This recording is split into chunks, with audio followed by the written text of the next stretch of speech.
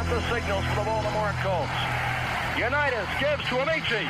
The Colts are the world champions. Amici scores. It's amazing, sensational, dramatic, heart-rending, exciting, thrilling finish in the history of college football.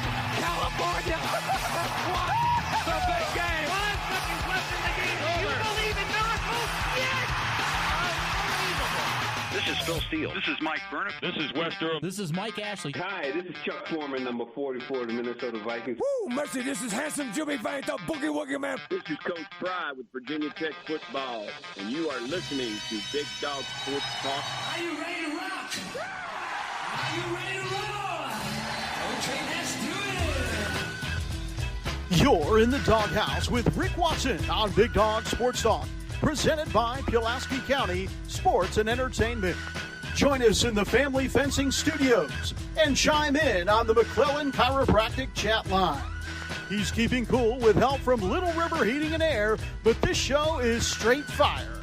And now, the big dog, Rick Watson.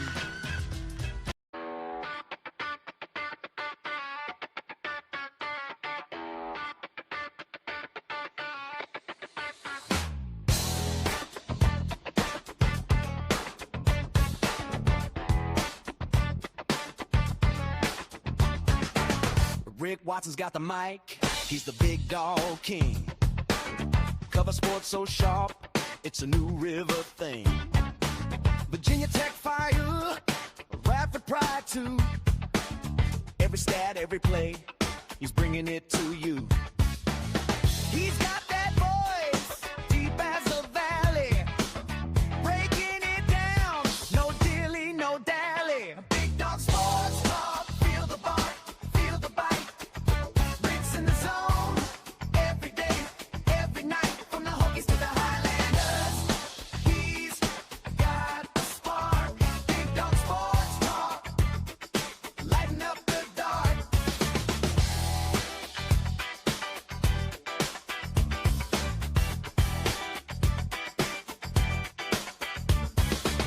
He's got the scoop, faster than a sprint. Calling plays like a coach, every word's a hint. From the courts to the fields, the stories unfold. Rick's play-by-play, worth its weight in gold. With a laugh and a growl, he'll pull you in. Big Dog's podcast, let the games begin. Big Dog Sports Talk, feel the bark, feel the bite. Rick's in the zone, every day, every night, from the Hokies to the Highlanders. He's got the spark, Big Dog Sports Talk, lighten up the dark.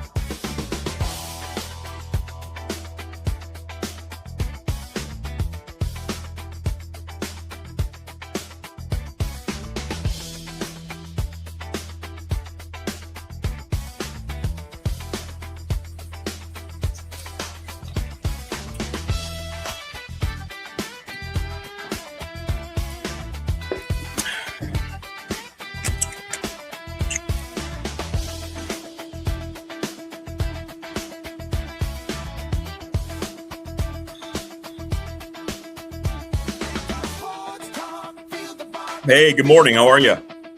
Rick's in the zone, every day, We are every night, from the Hokies to the Highlanders. glad we're at the end of the week. Got the spark, It's the finally Friday edition, as you can tell lighten up the dark. by the banner that says, finally, it's Friday. Feel the bite. Rick's in the zone, Yours truly still every day, struggling. every night, from the Hokies to the Highlanders. We're getting there, though. He's Maybe. got the spark, Big Dog Sports Talk. Hit us up in the McClellan Chiropractic chat room. Special Door Incorporated text line.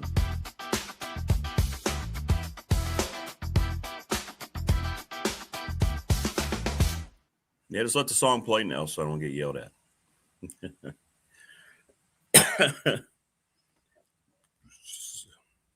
Subscribe, like, and share the channel. We got a lot to get to today.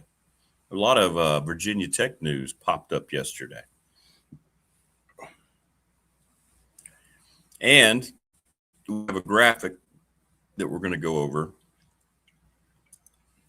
that was released by Penn State. of why a football program has to be successful. It's going to give you some real-time economical background as to the things that we talk about here on the show. And a lot of time people will, challenge those things or say that, we're exaggerating, so forth.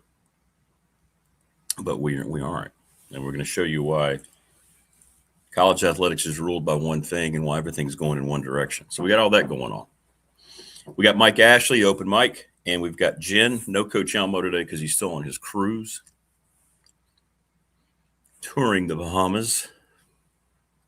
He'll be back on Monday, I believe, with us. But how's everybody doing? Getting ready for the weekend. I've been battling some kind of bug. It has not been good. It hit me yesterday. Had a fever that kept spiking throughout the day, and then by lunchtime it was about 101. And a little achy. It's some kind of flu bug, and I'm sure it's probably been floating around because of the warm, the cold, the warm, the cold. But plus, on Monday I was down at Wise. A lot of kids down there were sick. I started thinking about it, and I wonder if I just kind of picked something up. Just a cesspool of germs on college campuses. But anyway, we're here this morning trying to get through. From Pete Dye's River Course, they should sponsor the program. Where us hacking Hokies play to Palm Coast, where I tee it up today. BDST is live. Good morning, Morris. Good morning, Reggie. How are you? Prometheus, what's going on? What's going on, Steven? What's up, T-Bird? Vic, how you doing, brother? Yeah, go Jackets. Go Jackets. Yeah, I didn't watch one shot. I didn't watch one shot of the Masters yesterday. So I tried to go into work, and I did. And it's one of those things when you make that decision and you're about 3/4 there and you realize you probably shouldn't have tried. So you get out and you try to go, and you're trying to get stuff ready. I got a broadcast tomorrow. And it just kept feeling worse. And I went down to the training room and found out I got a little bit of a fever. So I was like, it's going to just get worse because I know how I go. I get a little hotter as the day goes on, sure enough. And then you get home and you lay down and you try to sleep. And you think you could be able to sleep. And then you start aching and you can't sleep. And then the digestive part begins. If you know what I mean. I don't want to get into details, but you know what I'm talking about. Whew. So anyway. So I didn't watch a shot. I saw the leaderboard. Good for Rory. I just laid there and actually had to put like a cold ice pack on my head. Yeah, and I hope the Justice Department wins, Vic. They've opened up an investigation about the NFL's Antitrust Act. And in other words, they're screwing over the fans. And it'd be nice to see the NFL get crunched on something. That would be awesome. That would be awesome. So, yeah, that would be awesome. What's up, Frankie? Go Canes. So Tim Sands is retiring. I got a lot of messages. People were overjoyed. I believe Whit Babcock will be announcing his very soon. After that, I think the only reason it's all remained is because of his relationship with Sands. So look for that to happen. I think that'll happen next. Again, I don't think Tech fans will be regretting that. So your thoughts on that? But I believe it was, it's not a surprise to anyone. So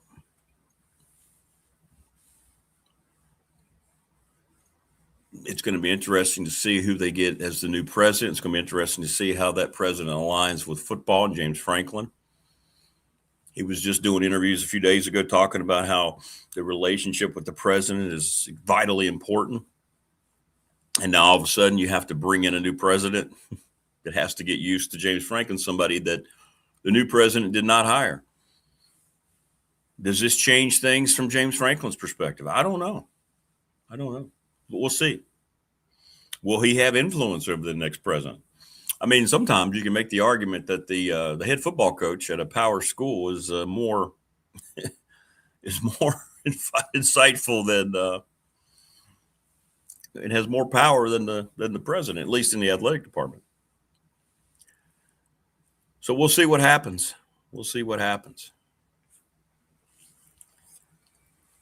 But we'll get your thoughts on that too.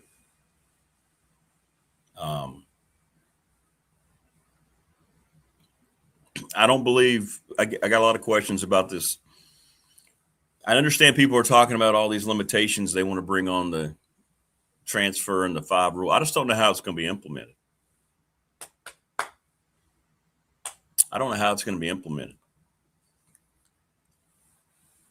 We'll talk to Mike Ashley about that. We will. I mean, all this stuff can be talked about and written about, but who's going to enforce it? This goes back to all that. Oh, is it really? Is today Stone Cold Steve Austin's birthday?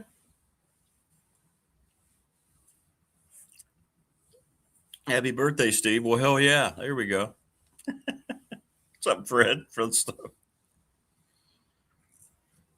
Yeah, that's right, Morris. Well, that's good. I follow. He's got a great Instagram account with his farm and his cats. He's a cat dad. He's got a couple of. It's Poncho and Macho, I think. You probably know what I'm talking about, Fred. Well, that's awesome. Yeah, he's an all-timer, man. He's an all-timer. What a great character. From stunning Steve Austin to Stone Cold Steve Austin. From one extreme to the other. But that's right, Morris. The president, the AD, and the head football coach have to be perfectly aligned. And that's not going to be easily done with a new president who has to come in and fit in. But maybe it's not a bad thing. I mean, I haven't gotten one. All the comments I've gotten, people were glad to see it finally happen. And I think once Witt announces his, everybody's going to be happy too. It feels like that way. I don't know. You tell me otherwise. But when that does happen, I think it's going to be a very difficult search for an athletic director. People are going to ask why, because that AD, you don't go to a power school where football is king and not have anything to do with football. The precedent has been set. So James Franklin's in charge. So how do you bring in and incorporate a new AD and tell them, hey, we've got this set up because our former AD got football stripped away from him because he went 0 for 2 in hires. So I don't know how you fix that. You see the problem? I don't know how you fix that. I think the only way you fix that is you ride out however long James Franklin was going to be in Blacksburg. And then maybe you change that back when the new, whoever the new AD may be. Now that we're getting ahead of the game because there hasn't been an announcement yet, but I think that'll be sooner than later. It seems like the safety net now has been removed from Whit Babcock. But we'll see. We'll see. I think it's going to be difficult once a new AD has to be brought in to convince that AD that they won't have anything to do with football.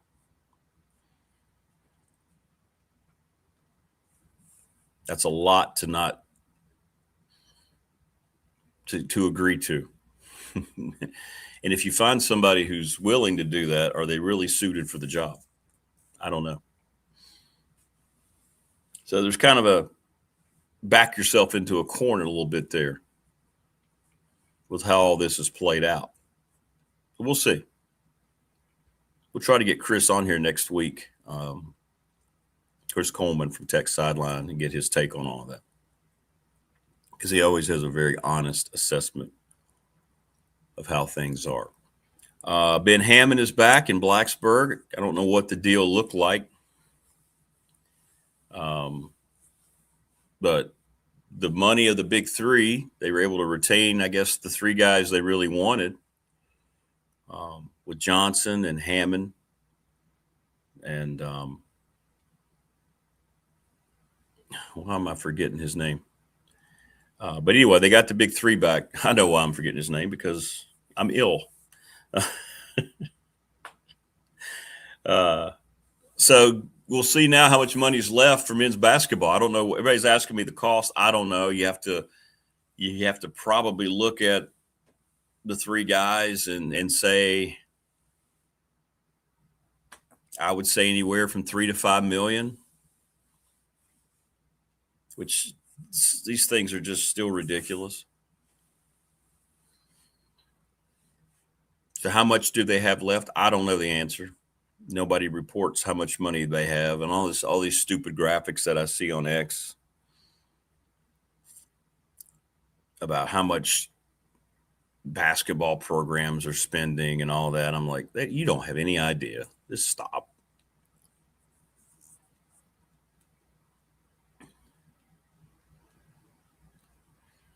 Yeah, there's no doubt. Yeah, they won't be hiring an AD without the president, Prometheus. But I think it's going to be very difficult. Maybe I'm wrong. Maybe you know how we've gotten to the point where people don't want to do things? Maybe they'll find some AD who's perfectly fine with not having to deal with football. I don't know. Whenever that happens, whenever that's necessary. It's not necessary right now, but you do not have an AD for football right now, regardless of the fact that Babcock has not announced his retirement.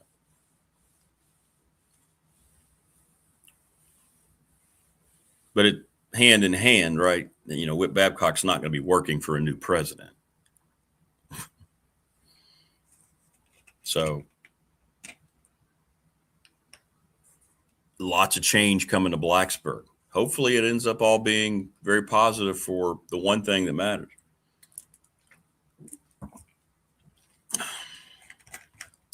So I'm going to put this graphic up. All right, so hopefully y'all can read that. This is something Penn State released yesterday. So sometimes I get random people who push back when I talk about sports that make money and sports that lose money. I had someone challenge me that women's sports make money a couple of days ago. We were talking about that with the Tech women and with the Final Four, the women's programs. And I said, that's not the case, right? They all lose money. What you're looking at is Penn State from 24 to 25. And we're talking about a blue blood, and I figured I would use this. This made its rounds yesterday because obviously there's a Penn State to Tech connection now. But you see football revenue in the green up top, $57 million, almost $58 million. And this is a team and a school that's part of the Big Ten, one of the richest conferences with the best television revenue sharing deal. And you see men's basketball, it is in the green, but barely. 172,000. Look at everything else. Women's basketball, look at the bottom. Lost almost $5 million. You're talking about a Big Ten. I don't even know if they're even middle of the pack. That doesn't matter. But look at that. So Penn State, even with a football program that had revenue of $58 million, only finished a little over 200,000 in the green, or in the black, I guess you could say. I want to get your thoughts on that. Okay, I have to go up and get a drink. I forgot to get a drink, but look at this graphic. I want to talk about that. I'll be back in a second. Plus, I got to take some more meds. But check out the graphic. I'm going to leave it on the screen, and I want to get your thoughts. Break down those numbers, okay? And then I want to try to estimate what it might look like for Tech once theirs are released, and maybe they have been. But check that out. I'll be right back.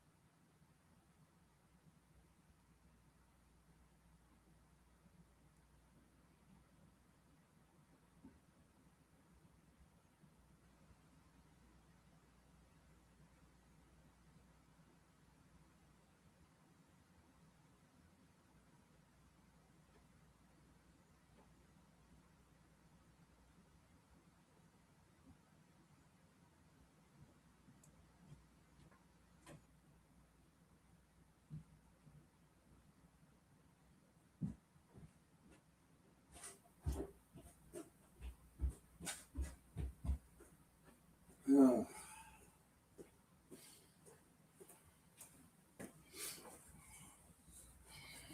not going to lie, gang. Struggling this morning. Struggling. So anyway, now I'm back. I had to go drug up. So there you go. What do you think? What do you think? So there's one example that made the rounds yesterday, Penn State's fiscal issues. So the folks who challenged me about women's sports and other sports losing money, well, there you go. And Techs will line up very comparable to this or any other school. So obviously this is something that's not sustainable. You're looking at a blue blood in the Big Ten. And when you see this, exactly, Prometheus, this is what is going on just about everywhere, which is my point of all this, to show you that if a school like Penn State, which is part of one of the biggest contracts of revenue share TV dollars and the most successful league, is barely in the green, it shows you how unsustainable any of this is long term. And that's the whole point. Exactly. It was kind of like, wow. That was a wow to me.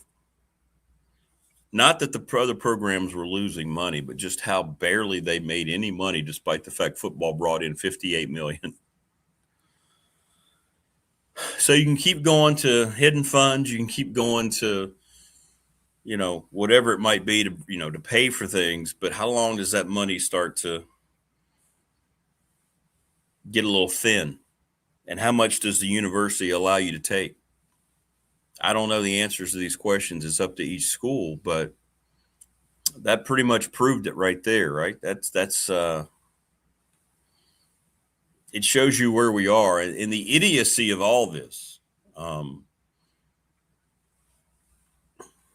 Programs that aren't making money feeling the need to have to buy players. Women's basketball players are in the portal looking for money to play for programs that lose money. That's why I get so sick of people saying NIL. The whole point of this whole thing that ever got started, even before the O'Bannon case, was all the money that was being made by the athletes in their sport and why they didn't get any. And all the fat cats were keeping all the millions. Well, it's gotten to the point now where you're paying athletes because of the rev share, just for the sole fact that you're paying them, even in programs that lose a boatload of money, i.e. women's basketball, baseball, softball, whatever it might be. And it makes zero sense to pay a women's basketball player $200,000 when that program lost Penn State, you saw it, almost $5 million. So when this switched from the main idea, which made sense, NIL made sense, this makes less sense every day, the pay-for-play model. People are asking me right now, look, I don't know, in the professional door Texas, I don't know how much the heck Tech paid for Ben Hammond. I would say Hammond and Hansberry and Tyler Johnson, at least $5 million for the three of them. At least. That's just my guess. Because it means they outbid anyone else who was coming in there. And I'm sure the agents, just like in professional free agency, are using those bids against the schools. But to keep referring to this as NIL is just asinine. I don't care if it's the legalese, whatever it might be. They need to change it. NIL was name, image, and likeness. That's not what this is. The O'Bannon case was supposed to free up athletes to go make deals for themselves, and they would get paid solely for whatever they created for themselves if they were an athlete that could go out and take advantage of their success and popularity at their school's community, or elsewhere, wherever. If they were a national star, you could go get your own Nike deal. But to pay, I was told that Tennessee's baseball team, on the average player makes about $40,000 to $60,000 a year for a program that loses $5 to $7 million a year. How does that make any sense to anybody?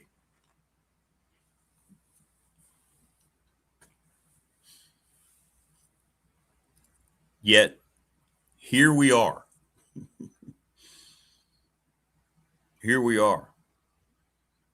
And it's the reason I shared that graphic, because I think this is very damning to anyone who's still a proponent that this system is okay, that they're just now catching up. Penn State's baseball team lost $3 million. Women's basketball, almost $5 million. Go down the list. Look at the expenses. And you think about the travel expenses in the ACC now. Think about that for a second. Adding Cal, Stanford, and SMU. What's that done? Now, I haven't seen a graphic with updated from what Virginia Tech looked like, so I don't know.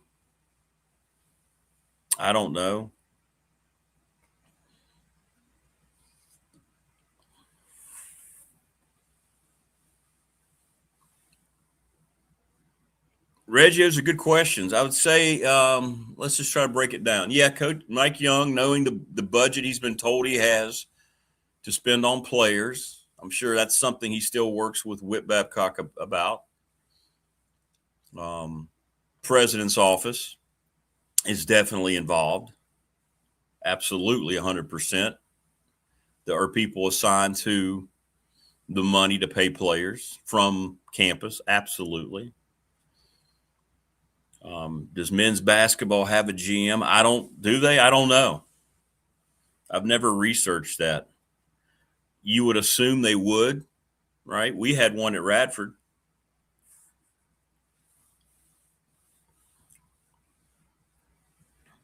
So yeah, I would assume there's a GM. And this could have been the goal all along to make sure you get those 3 back, but how much money's left over? I guess we're going to find out. Right? You can't hide it now. You're going to find out if other power or high major transfers are coming to Tech, then Tech had more money than people thought. Since you can't get direct answers to the questions about how much money is available, actions will speak louder than words. So we're going to know going forward, now that Tech's paid their big 3 to come back, they let everybody else go. So I'm guessing the plan all along was the goal. There's no high school recruits. So now you have to supplement the other losses by bringing in as much talent as you can. And I'm guessing most of that talent will not be coming from power leagues. But the thought is you bring back those 3 guys. That's a good core. There's 3 starters. And you can fill in the gaps around it. I don't know about the dollars, but yeah, Mike Young knows what budget he's got, what he's been told he can. You're told how much your budget is. You don't sit around and create, oh, here you go, here's the money we've got. No, you have to go through foundation and the Hokie. You have to go through all these things. It doesn't just work like, oh, we have this much money now because I went out and raised it. No. So we'll see.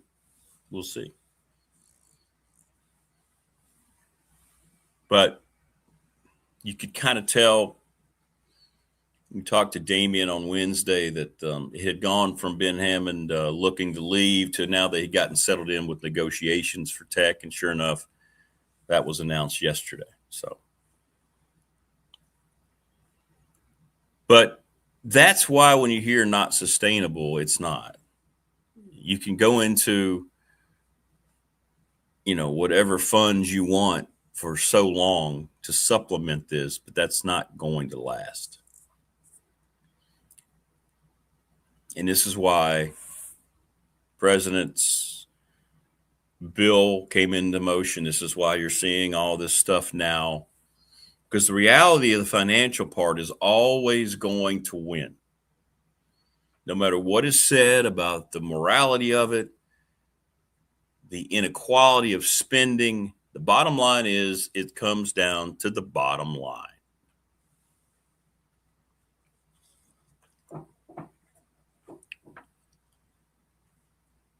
And at some point, depending on your school, and this is why mid-majors have no chance in this environment. Trust me, I work at one. We have no chance unless there's something that starts to make this look like any kind of organizational sense. They do, Vic. They do. Look no further than Indiana. Look no further than Mark Cuban. Mark Cuban, this was, I think, it was sometime it was before they won the title against Miami. It may have been the week leading up to it. But remember, he said, I'm cutting a check. He wanted, of course, to be in the news for it. He wanted to be recognized for it, of course. Unsurprising, given that guy. But he wrote a $30 million check, and he said, this is for Curt Cignetti and Indiana football to go out and pay for their team next year because they're losing a lot of guys. He said that. And the university's not going to turn down that gift, that money, right? So sure, the alumni and boosters play a big part. Now, how that gets from the check to the team, that's up to each university. But Indiana just won a national championship. So anything Curt Cignetti requires, he's going to get. And rightfully so, to be honest. Prometheus says teams like Texas and Notre Dame hope it stays like this because they have unlimited money. That's a great point, and I said this yesterday before I got deathly ill and had to leave work. I was talking to someone about it. The rich do not care. The rich comes down to this. The unlimited money comes down to this. It comes down to the SEC, the Big Ten teams, and Notre Dame. The SEC and the Big Ten like the system because they're going to use that as the catalyst to finally break away from the NCAA. Then they'll set their own salary cap. This whole thing about the NCAA trying to correct the portal, trying to correct years of eligibility, they're done with it. The SEC and the Big Ten are not going to be part of the NCAA for too much longer. It's just not. And the programs that they believe can be sustained are the ones that are going to be plucked from the ACC and the Big 12. Miami is one of those, correct. Florida State and Clemson, SMU. Those will be the four programs off the top that the Big Ten and the SEC will want from the ACC. And if you say SMU, yes, SMU. Just go look up the SMU finances. Remember, SMU raised the money to go from where they were to the ACC. They even told the ACC to make sure they got in, you don't have to distribute TV revenue. We're going to punt. Don't worry about it. They had the money raised times 2 in 48 hours. I don't remember the amount. Maybe it was $250 million. They had double that. That Texas oil money is really good money. They don't care. That's why SMU. Clemson, Miami, Florida State, SMU will be your top 4 attractive programs. North Carolina will be there too. Let's throw their brand in there, even though it didn't help them get the basketball coach they truly wanted. So there's your 5 right off the bat that's going to be plucked first out of the ACC. Higher education, I agree. TLB, you and I think exactly alike, but it's gone, man.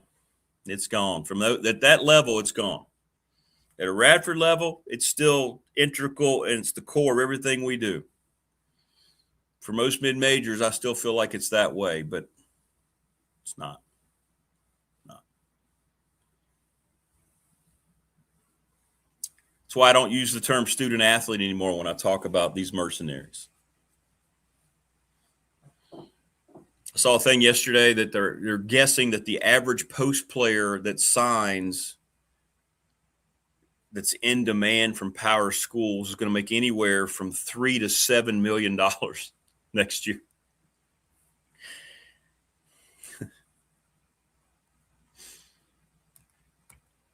Yet people still want to use NIL. Let's get caught up on the terms, people.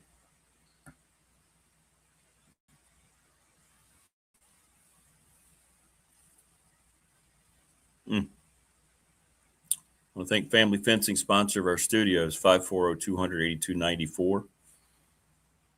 Get a free quote from them today. McClellan Chiropractic, thanks to Mark Hundley, sponsor of our chat room.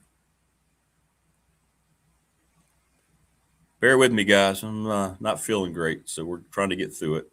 Sundown Electric, great reputation, long list of satisfied clients, test to their superior craftsmanship, attention to detail, clear communication, honesty, and integrity. ReadySetFund.com, that's Bob Christ, CRST, at Gmail. 11, by the way, Bob Christ 11 at Gmail. Travis Williams, Professional Door Incorporated, sponsor of our text line. Hit us up there all the time. Family owned and operated, 38 years in business, residential, and commercial garage doors. How we doing on the stream? I just got a blip. It blipped off and came back on. Are we still on? What was that? Did y'all see that? National Bank member FDIC, the exclusive banking partner of BDST here on YouTube. That was weird. No, we're not on, are we? Something happened. We still good? Everybody, we still good? Hit me up in chat if we're still good. My studio kind of went away for a second. NRB Super Bowl served the community for 25 years, 540-382-5525. Okay. But something's weird on my end. But Lawson's Mobile Home Supply, give James a call, 540-381-8011. Okay. Maybe it's just a blip here. I don't know. Sometimes that happens. National Bank member FDIC, the exclusive banking partner of me and this program. The attorney, Ryan Pry. So Rory ended up winning,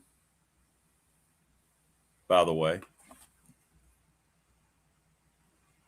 our BDST fan question of the week from the attorney Ryan Pry. Roy McElroy. And he's tied, right? Let me make sure I've got that right. Isn't he tied right now? Yeah, he's tied with Burns. So there you go. Little River hitting there. It's Charles Lee, 1095 Radford Street in Christiansburg, 540-553-2971. Pulaski County Sports Entertainment. They are the presenting sponsor of this program. We're going to have them on next week. Oh, hang on. They got a big announcement here. Let me find their announcement. So this was released yesterday from Tim Miller and everybody at Pulaski County. Pulaski County Sports Entertainment announces the inaugural Pulaski Mountain X Gravel Bike Race. Saturday, September the 26th, designed for riders of all skill levels, from beginners to elite competitors. The event will feature 3 race distances, 30 miles, 50 miles, and 100 miles.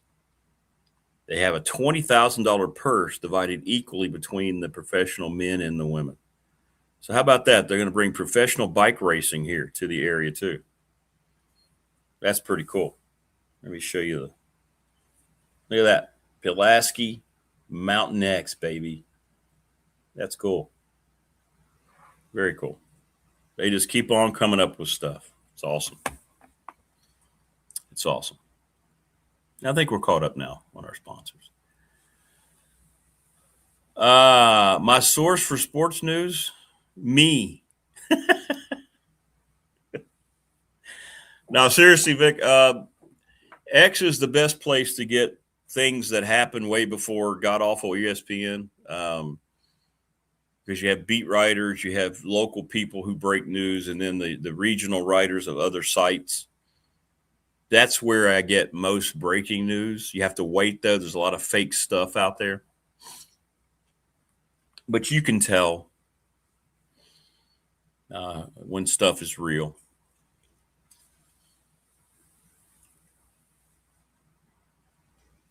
Moore says you have an 18-year-old making more than the defensive coordinator, offensive coordinator. Just give the keys to schoolhouse to the new kindergarten enrollee. Yeah, there you go, Moore. That's a good way to put it.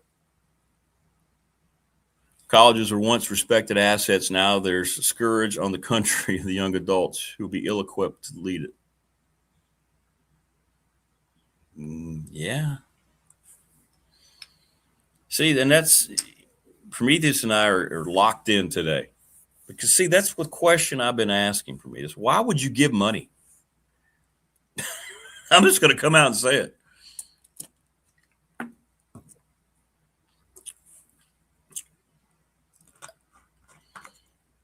Like, it's got to alter the way you view this.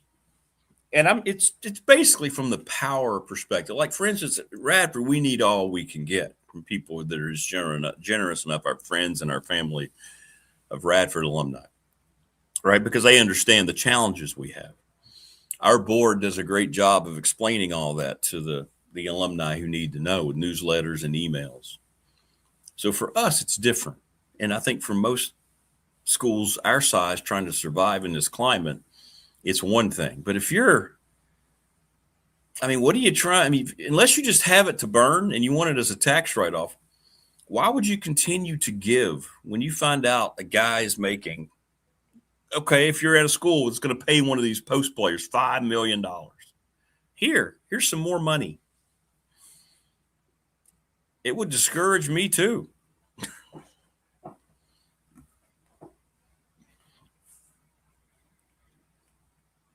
I know, man. I know.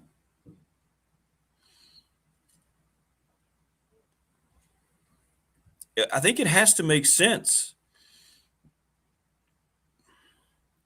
When you're going around asking people, even at Virginia Tech, for more money, I think I'd ask a lot more questions before I would just hand it over.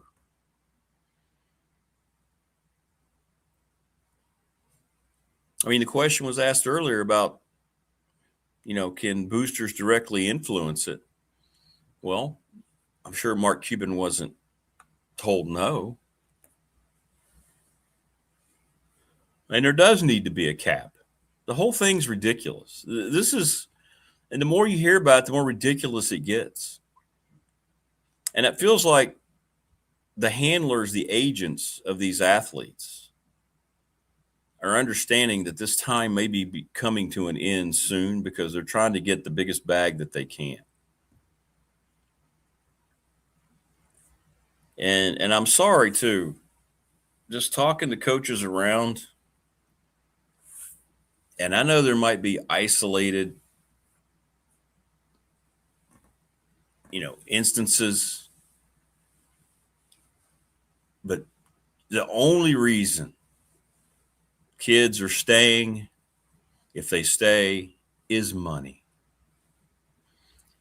Tech kept their big three because they were paid them what they required. This isn't some kind of, this is home.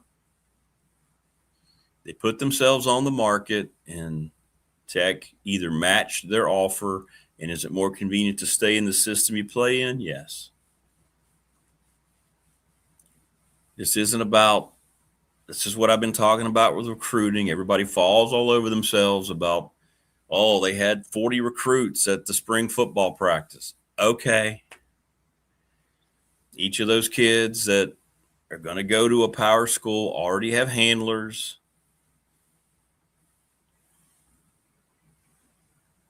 Exactly, Prometheus. Exactly. That's all it's about. That's all it's about. Gerdak was told he wasn't going to get the bag, so he's trying to get it somewhere else. Hansberry was either given more, he was given more money, but what I'm saying is whatever he was being offered, Tech either matched or surpassed. That's all this is about.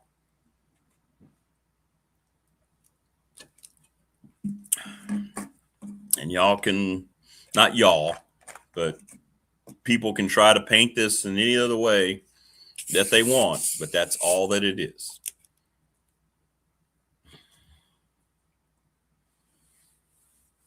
The Masters report, I already reported on it. I didn't watch any of it yesterday.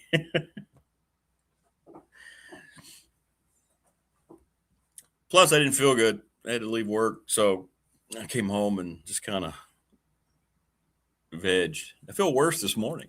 Yeah. But I'm here. I know Rory and some guy. Hang on. Who is it? Yeah, Jen's coming on. Mike Ashley, too. We'll talk to Mike about all this. I don't know who this Burns guy is. Who's Burns? Who is S. Burns? He and Rory are tied at 5 under. There's my guy, Scotty Scheffler. He's 2 under. Let me see who Burns is. Sam Burns.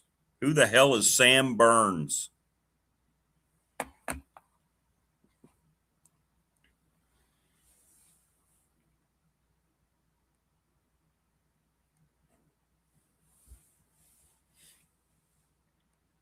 Here you go. This is a Tennessee player. Chaz Coleman was a Penn State transfer edge rusher. Tennessee paid him almost $4 million in pay for play. He's really homesick, according to people, not handling being far from home. But he says, I think I'll be able to adjust. Really? I wonder why.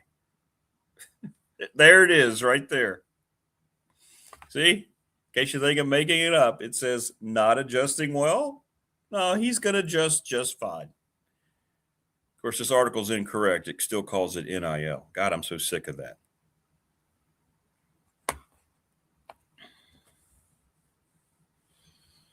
Artemis 2 update. I think tonight's the danger, right? They're coming back to the atmosphere. So you have that hold your breath moment where they have to come back through and make sure everything stays together. I think they're done on their mission. I thought they were going to get out and walk around. So they didn't do that. But you didn't do that, did you? They didn't do that. They just took pictures and stuff. I thought they were going to get out. See, this is why people think the original moon landing was fake. Because here we are in 2026 with all this technology. They still didn't get out and walk around and like plant a flag.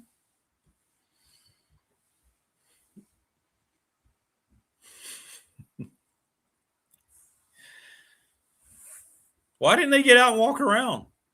Did they even make it out to the moon? I don't even know. But aren't they coming back tonight? Am I wrong about that? Let me see. So, Vic, I got to be honest, I'm a little confused. I thought this mission was going to be something different than it was.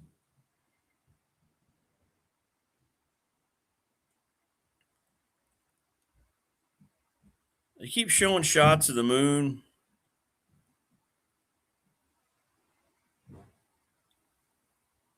They splashed down in the Pacific Ocean tonight at around 11 o'clock, right off the coast of San Diego. So what this was just a test flight around the moon.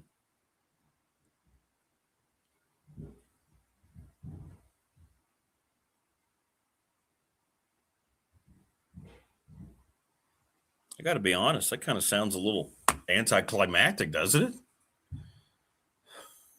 it? This one just circled it to test the new equipment. Okay.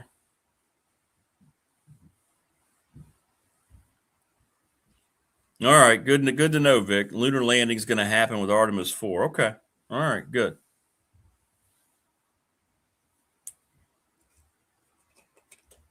Yeah, a lot of people don't believe they ever walked on the moon. I've watched that documentary. It's interesting.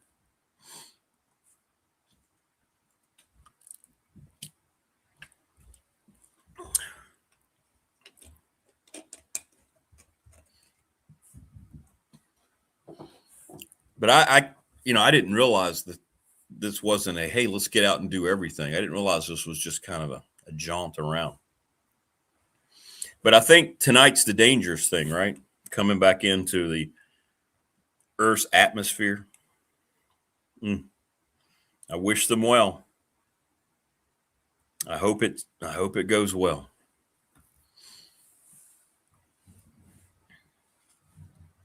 But anyway, Mike Ashley's going to join us and Jen coming up. We had a lot of talking points today. I hope the NFL loses. The greed of the NFL starting to be challenged, which is awesome. Love it. So what's going on with that is the Justice Department is investigating whether the NFL is engaged in anti-competitive tactics to harm consumers, and it's centered around the league's media rights structure. Is it anti-consumer, basically? They've had this since 1961, but the games were free for the most part. Actually, all the games were free. So this will be very interesting to see if the world's strongest professional league can be brought down to its knees a little bit. My oldest daughter, a college grad, is adamant about steering my grandchildren to two-year technical schools and away from what passes for four-year college. Absolutely. Talk to my son about that too.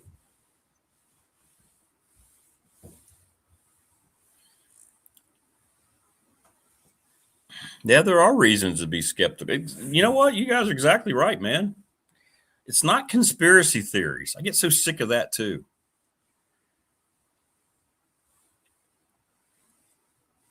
It's not conspiracy theories. We have a right. We get played all the time. We've been lied to all the time. We were lied to all the time. That's what I was trying to talk to Marva about with COVID.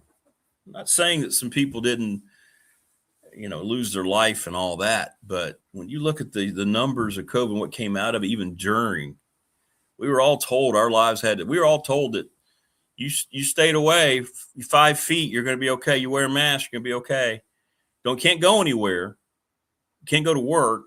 You're going to pull your kids out of school. We're going to destroy businesses left and right. Certain things can stay.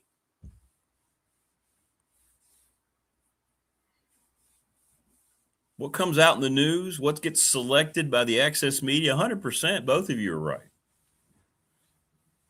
That's why we try to be real here.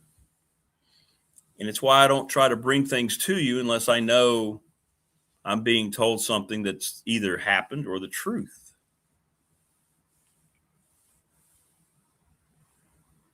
I didn't want to bring what I was told about James Franklin coming to Tech way before it happened because I didn't want that to fall under that category. I'm glad I did because my guy has never been wrong. I texted him again. I hadn't talked to him for a few weeks. I said, hey, just wanted to let you know you've never been wrong. And he sent back, yes, I know. But I felt like people were panicking and going nuts. I figured that would be something. And I got lambasted, man. I got people came after me, man. They came after everything. You're ridiculous. They're not going to get James Franklin. Why are you doing that? I get people accusing me of false. Okay. Who's the football coach at Virginia Tech? Why is everybody excited? Oh, yeah, James Franklin. You're welcome, America. Thanks, Big Ten guy. Yeah, the interviews are weird. Prometheus. They are. Maybe it's because you're in the tin can. I don't know.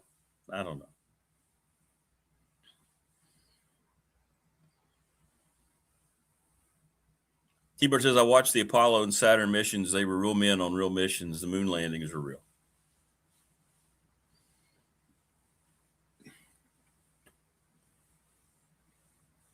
The documentary on that is fascinating to me. When they start going into how easily Hollywood could have faked, or how you could have used the movie studios to fake that.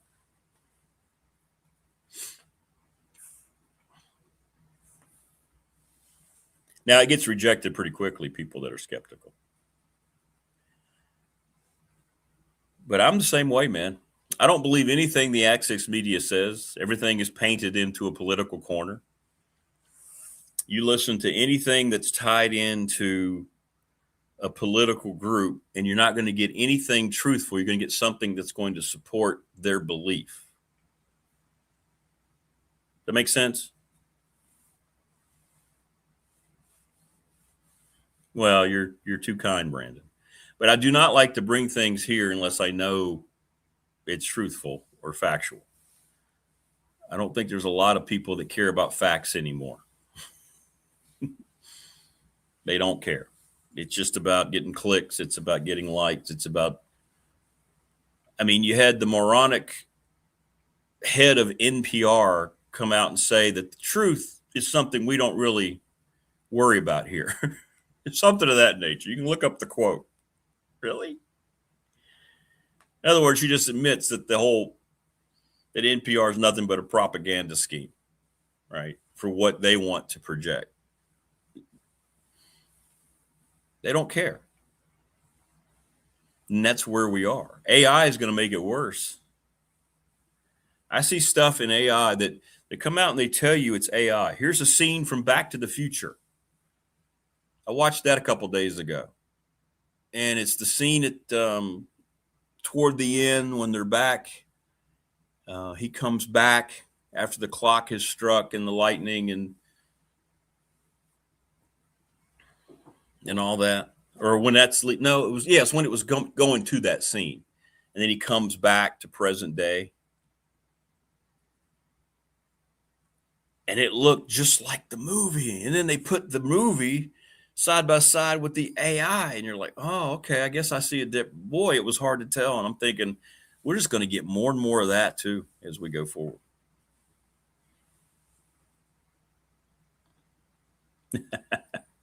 Thanks, Morris. I appreciate that. So what's truth? Truth's what anybody will believe. That's where we are.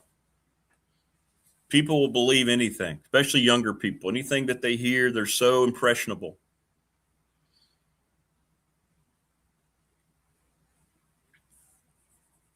And I think we've been part of a big experiment now for the last 7-8 years. And I think it continues today. I really do. I really, really do. You just have to understand that you have to make up your own mind and look at everything just kind of like, yeah. Because it comes down to the three things that it's always come down for, right? Power, greed, and lust. Those are the three things that rule the world. And it's a shame that it's not changed, really. We try to make it change, but it hasn't. I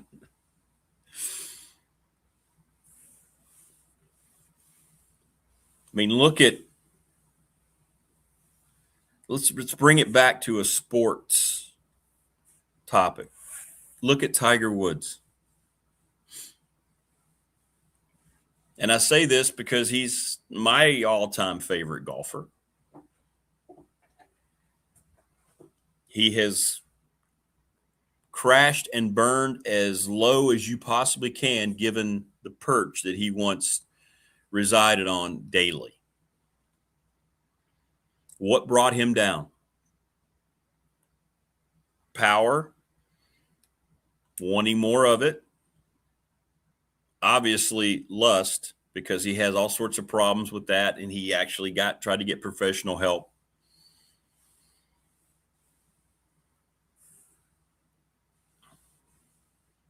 And the greed to want more and more and more and more and more.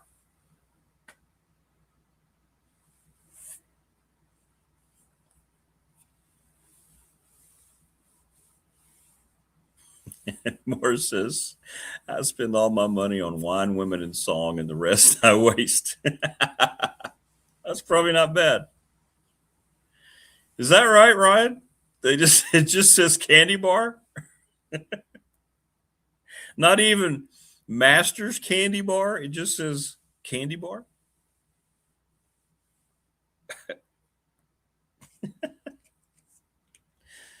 Uh,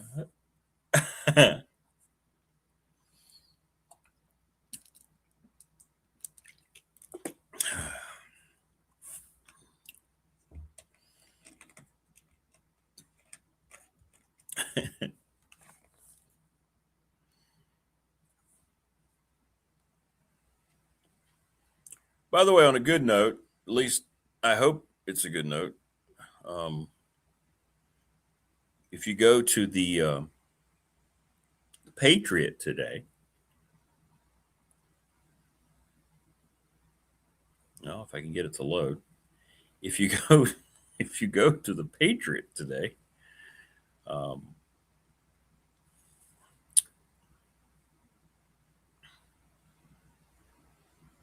well, I don't know why that's not working. There we go. Hang on here. We're going to try to start over. I wrote a piece about something that is very dear to me. That, well, I'm not going to be able to load it. Some reason it's being a little funky. What is the Masters Candy Bar? Want to know about the new Cray-worthy $2.25 concession? There it is, Masters Candy Bar. It does have the green and the yellow on it. That's pretty cool.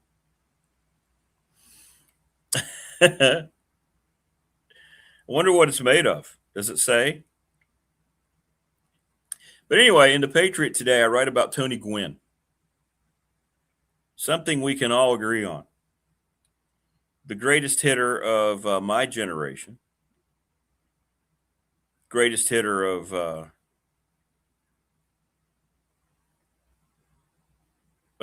I don't know. It's being funky. Greatest hitter that, of my beloved Padres that I've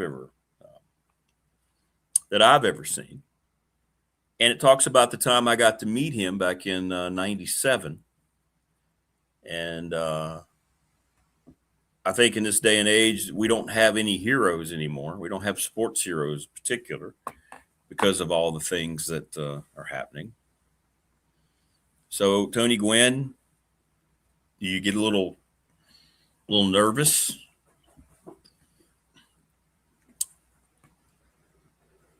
when you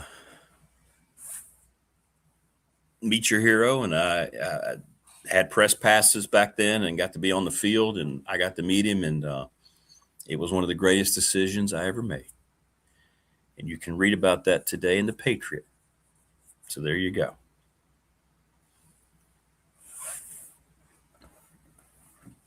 My all-time favorite WWE wrestler. Ooh. Well, take out WWE. My all-time favorite wrestler is Rick the Nature Boy Flair. If you're going to make it WWE, ooh.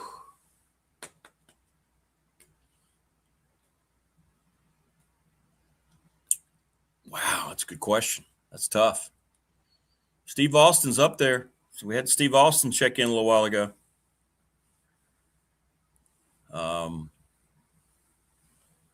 The best technical wrestler, the best guy in the ring was Shawn Michaels. Rick was in WWE. No.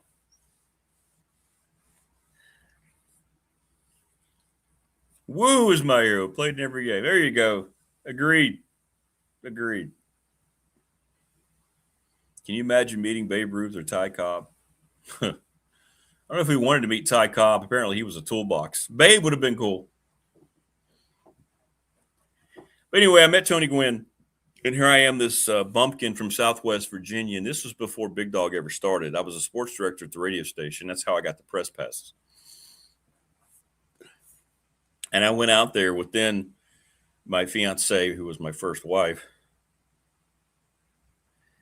And I was on the field. And I got to interview Wally Joyner, Ken Caminiti, and just out there. It was amazing. It was surreal. You're sitting around the clubhouse because you have the press pass. And it was more relaxed then. There's not the scrutiny and all the crap that's going on now. And it was a thing when Tony Gwynn came out of the clubhouse to take his cuts, because They were playing the Giants, and here come the Giants player. People wanted to watch him because, he was a 7-time batting champion. And he was just spitting line drives anywhere he wanted. Left field, center field, right field. And I believe it was Bonds. Somebody gave him a hard time about you. Yeah, but you can't hit for power. On his last cut, he stepped out of the box and he did the whole Babe Ruth point, and he got one and he pulled it over the right field wall, and he turned around and smiled and put the bat down. And as he was walking toward me, because the PR guy had said, this gentleman wants to talk to you, he's got a big smile on his face. And he treated me just like if I would have been somebody from a national show. He didn't care that I was just some nobody, an absolute nobody who was sitting there just all nervous. Oh my gosh, here comes Tony Gwynn. Tony freaking Gwynn. This is my hero, man. I've watched you since 1983, since you came into the league.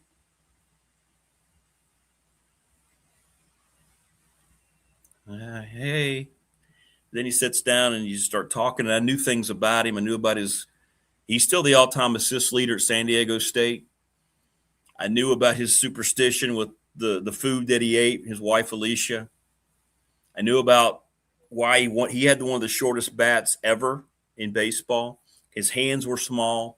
He liked that. He liked knowing that somebody knew all these things and how it gave him better wrist control. Talked about his video. He was a video freak, going back and watching his at bat. It was a great guy. Ended up supposed to have him for 5 minutes. I had him for about 10 or 12 minutes. And I tell that story in the Patriot this week.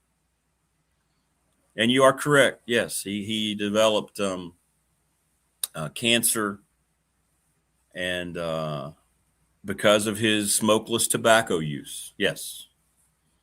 And that took the life of Anthony Keith Gwynn. And I still remember where I was. I was home. I think I'd just gotten home from work. And you jump on. Matter of fact, I think it was Twitter. And I saw the news because there had been some rumors that he was turning the corner a couple months prior. Then it kind of got quiet. And I thought, well, we hadn't heard anything because I knew he was battling the cancer. And then his son came forward. Tony Gwynn Jr. came forward with the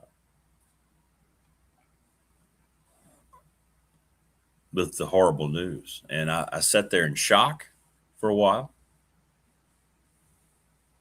And then I just remember just crying, just uncontrollably crying. And that, you usually don't have that kind of reaction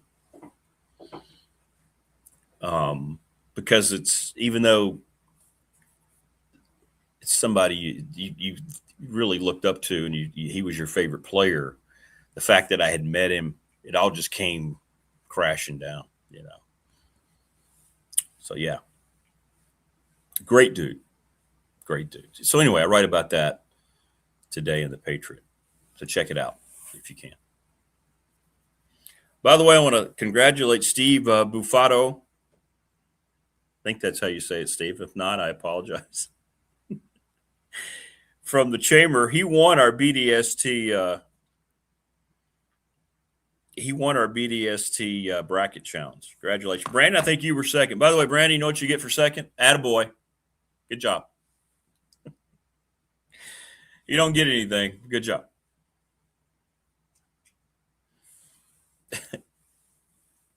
No, I didn't get the Reggie Jackson treatment. No, I didn't get that. He was actually on the field, so that didn't happen. I wasn't back in the when I got to tour the clubhouse, there weren't any players in there.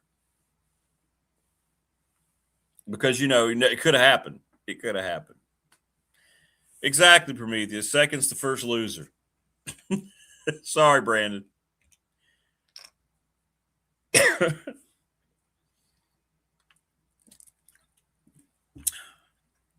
SWV says, I was fortunate enough to coach at Art Monk's football camp in 95. He was another really good dude.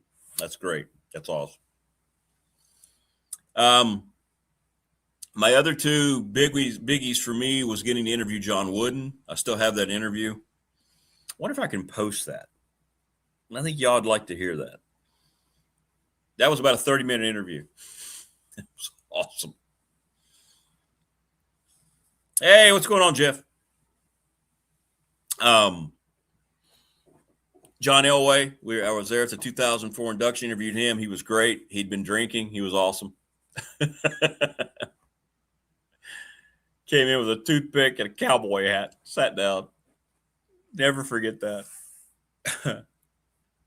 He was great. He was great. Yeah, the Jim Brown story was just because I wanted to have that with me the rest of my life. Coming out of that visit in 2004. Elway got inducted, and Carl Eller, Bob Brown, and Barry Sanders. I mean, my Lord, what a class. And we were packing up, and here comes number 32. Here's Jim Brown walking out of the front of the Hall of Fame. He's just standing there. He's on his phone, whatever it was. I said, you know what? I'm just going to go say hello. I'll never have this opportunity. And if he's mean, if he says no, if he says I can't, then I'm leaving anyway. I just say, hey man, Mr. Brown, how are you? My name's Rick Watson. Told him where I was from. Just wanted to shake your hand. It's an honor to meet you. My dad told me all about you growing up. Then I saw your highlights and then read your book, and it's an honor to get to meet. And he held your hand, and the whole time you shook his hand, he never broke the handshake. And he covered my hand with his other hand while he talked to me, like he was telling me that this is okay. Just a brief little encounter. Told him where I was from. He mentioned he'd been close to that area. He kind of knew North Carolina and some areas in West Virginia. He knew Virginia Tech. And I just said, take care. Thank you again. And that was it. That was it. 3 to 5 minutes. But you know what? I'll never forget it. Never forget. No autograph. None of that crap. What it meant to me meant more than what I could say. Hey, look what I did. It wasn't a look what I did. It was just, that was cool. That was cool. Remember, Rick, I controlled the press box of baseball. Be ashamed if that broadcast room got locked. Yes, but I have all the keys. Hey, but at least I gave you an attaboy, Brandon. That's much better than your boss at Radford does. So at least you got that from me. All right? You got to admit that. I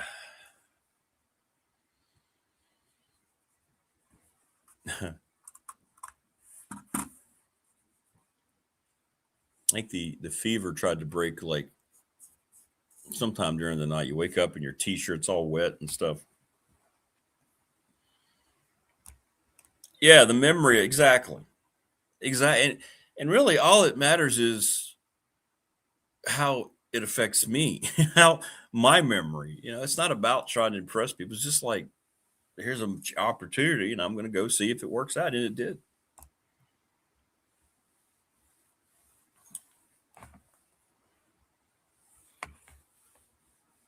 Me. Jim Brown. Jeez. There he is, man. There he is. It's cool. It was cool. Still to this day, maybe the most firm handshake that I've ever experienced with anybody. When you're shaking hands with Jim Brown, and you're just kind of like a man's handshake.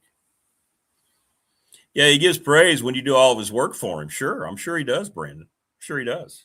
He wants he wants to make sure you're going to do all of his work for him again. Joining us now on the program is that gentleman. He is everything there is good about everything. Okay, good night, folks. I'll be in town all week. But there's just so much bad stuff. When I see Mike Yeah. Ashley reminded of, hey, there's still hope. There's still hope. We've got Mike Ashley. What's going on, man? Well, I didn't do that last week. Last week I went all Stephen A. Smith, so and that's what this week's talk is about. But we'll get to that. I know there's other stuff we need to cover first. That's all right. That's all right. What else is going on, man? How you been? Everything good? How was your week? Yeah, it was pretty good. I ended up back here in Delaware. I got some stuff going on up here, but yeah, I can't complain, except about gas prices. But we won't go there either. Yeah, they're not going down. They're not going down. Woo, boy. Yeah. Let's talk about North Carolina basketball. Your thoughts, Michael Anything Malone? going on down there? Yeah. I don't know. We'll see. Would they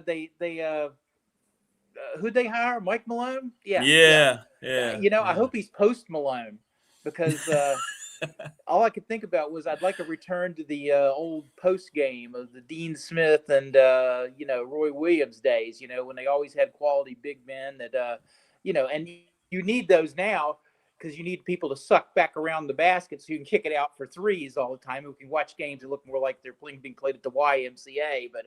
That's neither here nor there. The Carolina, you got to control the board so you can run your fast break and your secondary break and all that. And they obviously got a guy that knows post game, because he had Dokic out there, all those out there, Jokic out there, and won an NBA title. He seems like a good guy. Mike Malone, it's funny because I used to play at my beloved Conehurst Playground, where I grew up in sports, playing with older kids.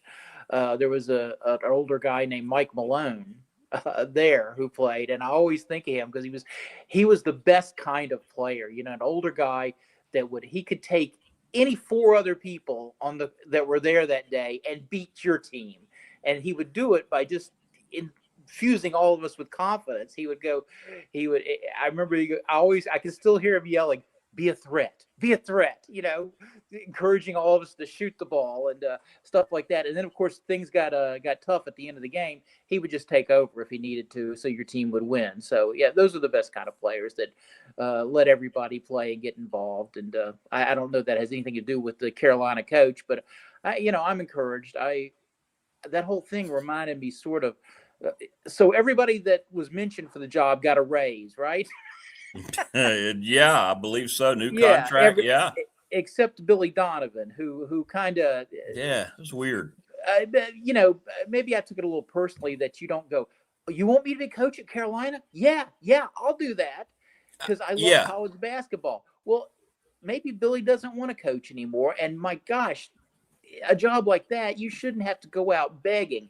No. I kept thinking of Bo Schembechler and remember Coach Frieder, Bill Frieder left right before. We want a Michigan man to coach Michigan, Michigan, yeah. And I was like, we're not begging people to take this job, and I was getting excited that maybe Mark Byington from Salem had more of a chance. He did. I've heard so many good things about him, but Carolina seems to like hiring these pro guys. So, we just hope Mike Malone doesn't get a girlfriend there or anything. I know, right? Yeah, no, we don't. And if he's got kids, he doesn't hire them all for his staff. The staffing's going to be important. And I hope there is some sort of connection to the, the coaching legacy there that extends back to, good gosh, the late 50s with Coach McGuire, who hired Dean Smith. And then, it's all in the lineage since then, although it did become Dean Smith's lineage with all the great players that came out and all that. Anyway, it's exciting. It's nice to think, that's over, because it was very stressful. And nobody defended Hubert as vociferously as I did, because he's a good guy. He really is a good guy. Now, there were things I saw that were problematic, and I tell you what, that notched up a scale or two when I saw Elliot Cadeau in the NCAA tournament. He was a different player. So, how much of that is coaching? How much is that having better talent around him where he could really shine and just be the distributor and playmaker, and much better shooter and scorer than we saw, at Carolina. And I don't know if I can put that all on Hubert, but yeah, if they didn't have that kind of talent, so you can make these cases to go any way you want, really, when you're looking at that stuff. But no, you're right. You can. I want to show you something, because this is. Can you read this? Let me see if I can find this again, because I want we talk about this all the time, and this was released yesterday from Penn State, right? Part of the Big Ten, and they released going through 25. We talk about how this is not sustainable in any way, shape, or form. So you're looking at, a school that's part of maybe the second biggest media revenue share TV media deal that there is. And you see at the bottom, you see all that red. And then at the bottom, they made just $220,000 as an athletic department, despite the fact football made almost $58 million. So when we look at all this and say these things aren't sustainable, you don't need to look any further than Penn State, because this is an example of what's going on likely just about everywhere in the country. Look at that. I actually can't see it, but I heard about those. Oh, okay. Yeah. Okay. And I'm other people send me stuff like that, and I just shake my head. I know.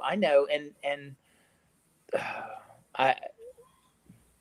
college athletics should be different, because we do want to be inclusive and have women's sports and let wrestlers wrestle and let gymnasts gymnast and all that. But those things are not sustainable ever, any place. Maybe once a year when you have a big meet and they fill the arena or stuff, but you're not going to be able to provide those opportunities without the revenue generated in football and basketball. And now we're taking that revenue and going other directions. And it's frightening. And again, this is what we talk about every week. It seems like it's not great, and it's not what any of us grew up with. And I know people want to change it, but the ideas I heard bandied about last week up on Capitol Hill, all I could think was, well, we're going back to court, boys. Yeah, I mean, we had coaches on this week that liked the things that were in there, but they're all asking the same question. This will never be implemented. Yeah, everything will be. How do you put it back in the bottle, right? Right. Exactly. There's, and this is to me, this is all on college presidents. They let, they should have. If you want to be college capital letters athletics, right. Do that. Just make rules that take us back in that direction. That's a great point. In our society, we've sort of devalued. Again, I always start with one thing. I paid off my college loan for 10 years. 10 years out of school, I'm still paying off my college loan. So, I understand the value of a college scholarship, for Pete's sake. And the kids that really want to be in college and really want to expand their whole life understand that, and their families do too. But now, it was never meant to be just a professional feeder league, especially just somebody make these kids take a freshman math class that explains percentages to them of how many of you are actually going to cash a paycheck doing this stuff, because it's really incredibly low. 100%. Yeah, 100%. 100%. There's percentage too. Yeah. Yeah, exactly. Yeah, I'm with you. It's just, that's what I've been saying too. Couldn't they just make their rules? Couldn't they just sit down? Couldn't the SEC just go, all right, here's how we're doing business, and everybody else would follow suit? But they're not worried about that. They just want to continue. No, and they've always used their money for the wrong things. When they've got it, they made their staffs bigger in college football, and and now the obvious solution is for mid-majors and smaller Division I's and maybe some Divisions II's to mix that group and have a whole separate place. Here, we're giving you a college scholarship, but we're not paying you, beyond what we already did with the travel and the hotels and stuff we got to do just to have this team. But we're not gonna, you're not gonna get beyond that, because you're here to learn, and that's what providing you an education so you can go out and make a living. And so that would break off the SEC and the Big Ten and the ACC and leagues like that. And then the problem with that is, late in the year when Alabama has that open weekend and they don't get to play Alabama Birmingham anymore or whatever, then what happens, or all the schools we see pop up on football schedules late in the year, or all those schools that come to collect their check and get their butts kicked right before Christmas break, in basketball, those games that we have to sit through that are usually pretty horrid. What does that happen?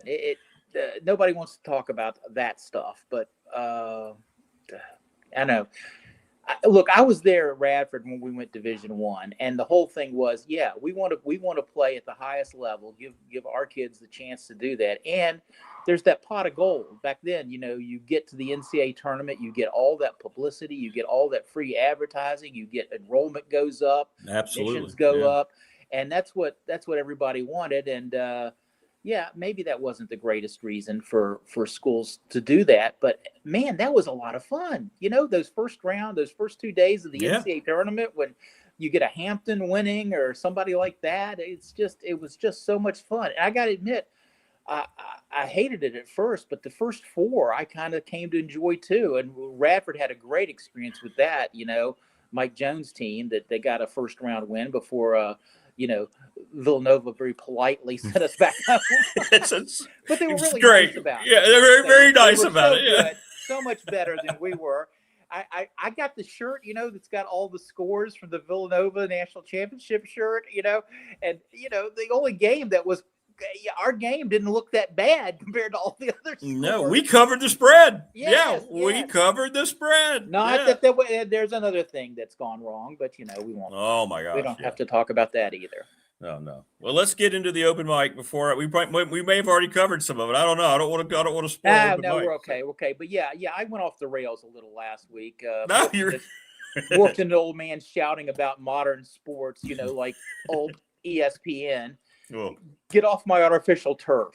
Oh. I'd like to slow things down and reclaim my jolly old elf status that once made me a force on the local sports scene. Instead of ranting and raving about problems I really don't know how to fix, other than to throw a lot of money at them, which is the same strategy I have as a homeowner, I thought I'd turn the page and talk about spring while she's not around. You're talking to a guy that grew up a Cincinnati Reds fan and used to shave the facial hair per team policy every year when pitchers and catchers reported. That's right. And I did this year too. Did it right down to just my mustache. See, the goat's gone. Mm-hmm.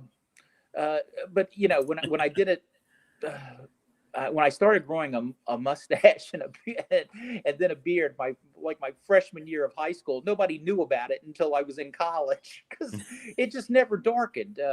It went from the off-white to the travel gray, and now maybe a little salt and pepper, though no pepper allowed around the dugout. I think most old men, maybe young ones too, get nostalgic about baseball. Just when you think you've seen it all, there's something new. Right now, looks like we may be watching the greatest player ever in Shohei Ohtani. I don't say that lightly.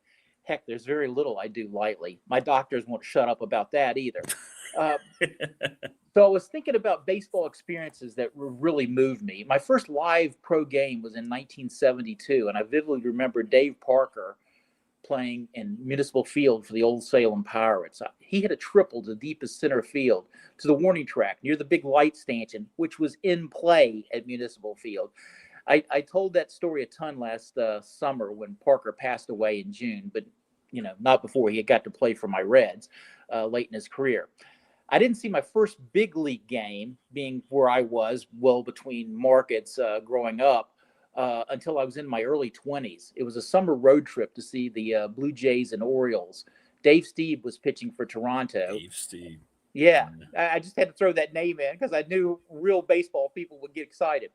And it wasn't Cal Ripken Jr.'s first game, but it was his first week inserted into the everyday lineup. And when I say every day, it turned out every day Cal Ripken was in the lineup. My first and only time in the original Yankee Stadium was in the early 90s. I got shivers in the narrow passages through the concourse that led out to the views of the field. You could feel the ghosts in that place, smell the history. I got the same sense in Fenway Park, my first time there.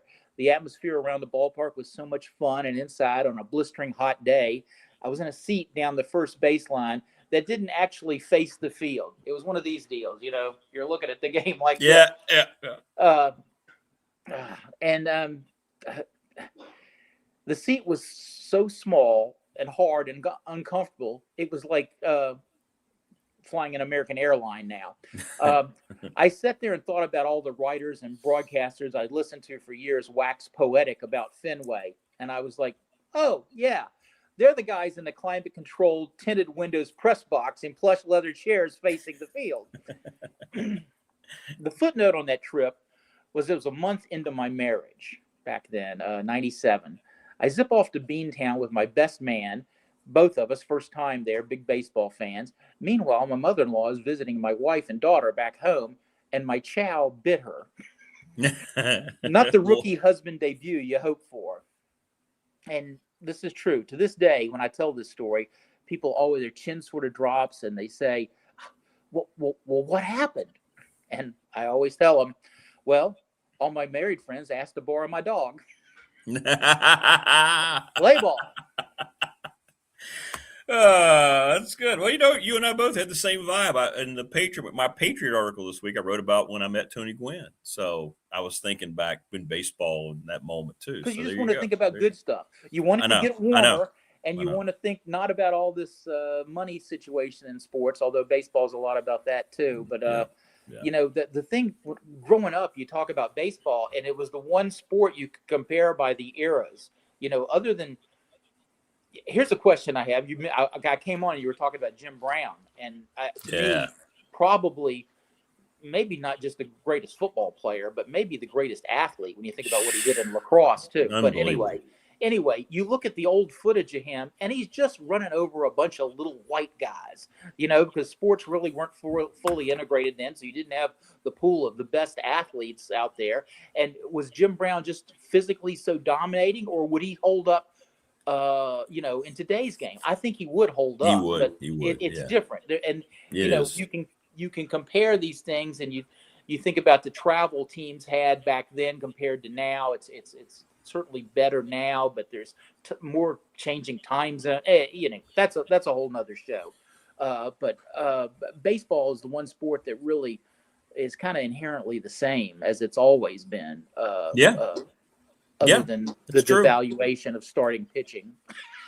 Yeah, exactly. All the specialties, and until we brought in Manfred, who just hates the game that he commissions. Yeah, no doubt. But anyway, here we go. More hate on commissioners and I know. Authority figures in the game. It goes right from the good moments to yeah. Hey, a note slipped by me this morning that apparently. Now this is something I actually like the government looking into. They're mad about the NFL going to more streaming games. Yes. And there's something that helps us. I so rarely do they seem to get around to anything that has value in our life, like affordability and things, and not going to war. But yes. Yeah. I don't want to be streaming everything. I don't. No, it's stupid, and I hope Roger Goodell takes the L. He deserves a lot of L's, and this is one I hope they take. Yeah. Okay, let's see. Goodell, no. Manfred, no. Terrible. I know. Adam Silver, no. And that's about all the commissioners I can name off the top of my head. So, who's the NHL? Yeah, remember that. We'll put that on ice for next week. Exactly.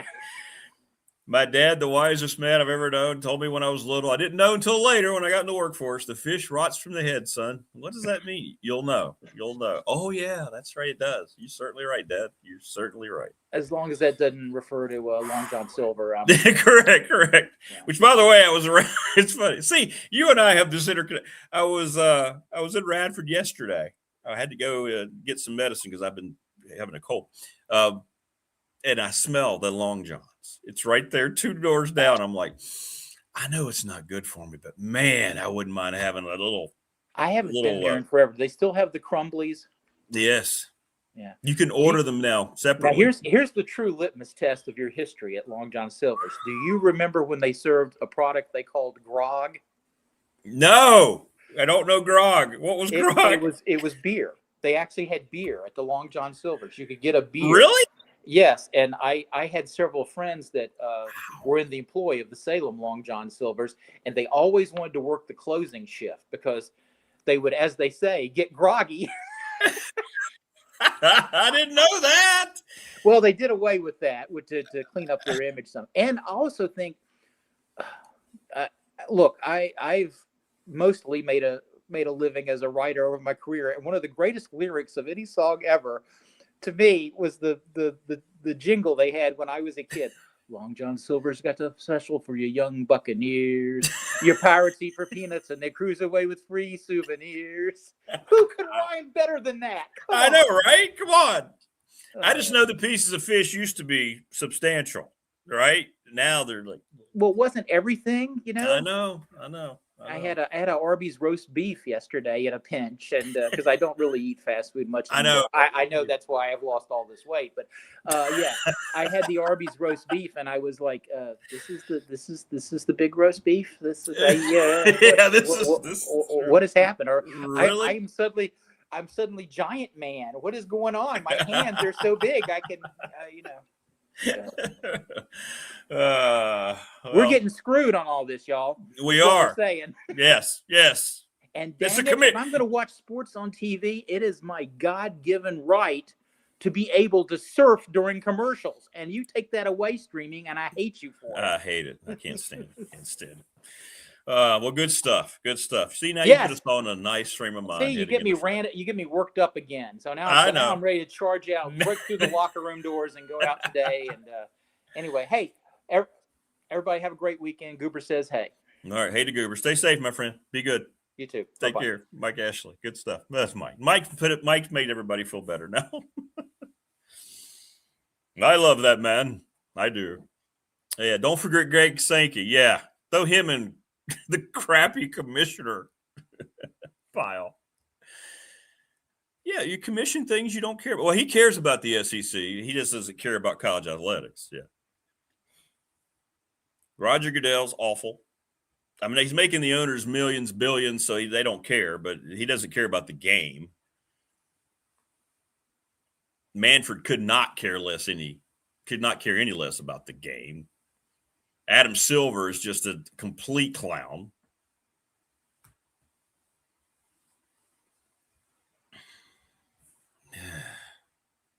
Wow. Grog. Look at Mike Ashley. Of course he knows about grog. I didn't know that. Correct, Dwayne. Yes. Term limits for Congress and commissioners, 100%. Jeez. Yeah, everybody's going to – but wait till baseball has this stoppage that's coming that's inevitable for next year when you're going to miss the entire 2027 season. That maybe will cost Manfred his job. Maybe. We'll see.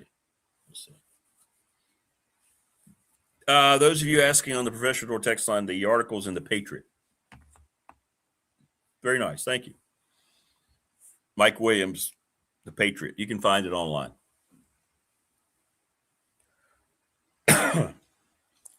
About Tony, when I met Tony Gwynn.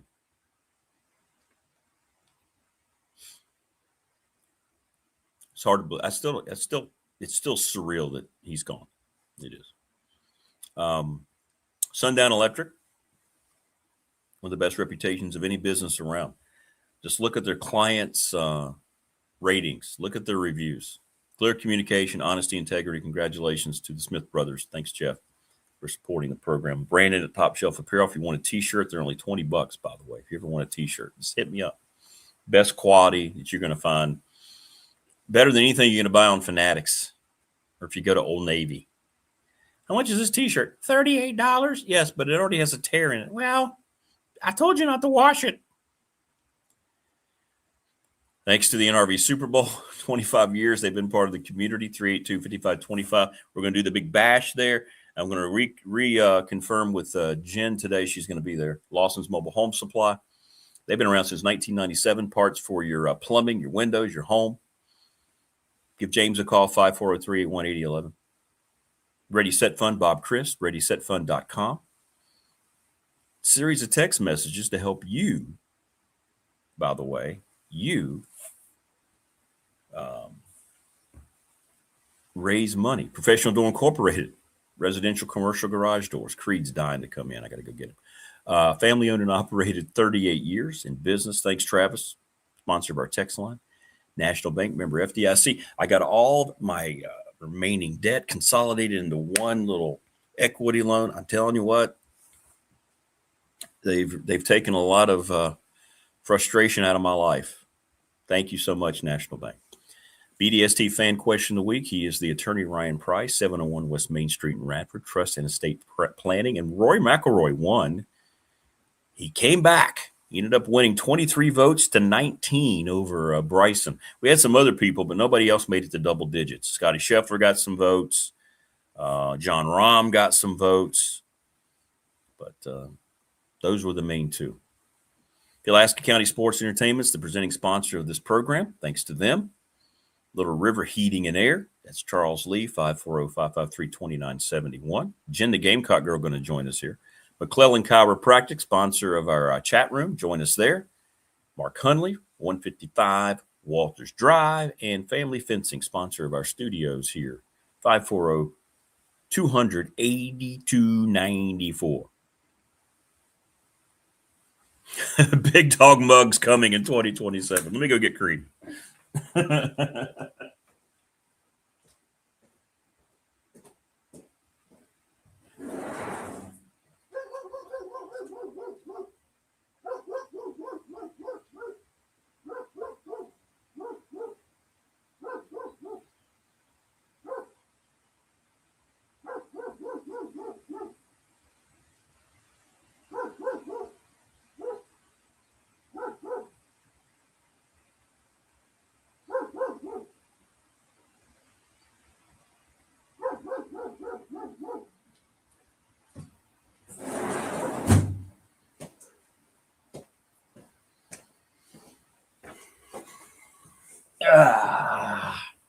Okay.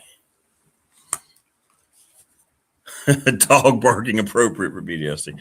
Hang on, Jen. I'm going to send you the invite so you can join us. Yeah, the dog that's only known me for 7 years, but has had zero training, so it barks at me like it's never seen me before. That dog, yeah.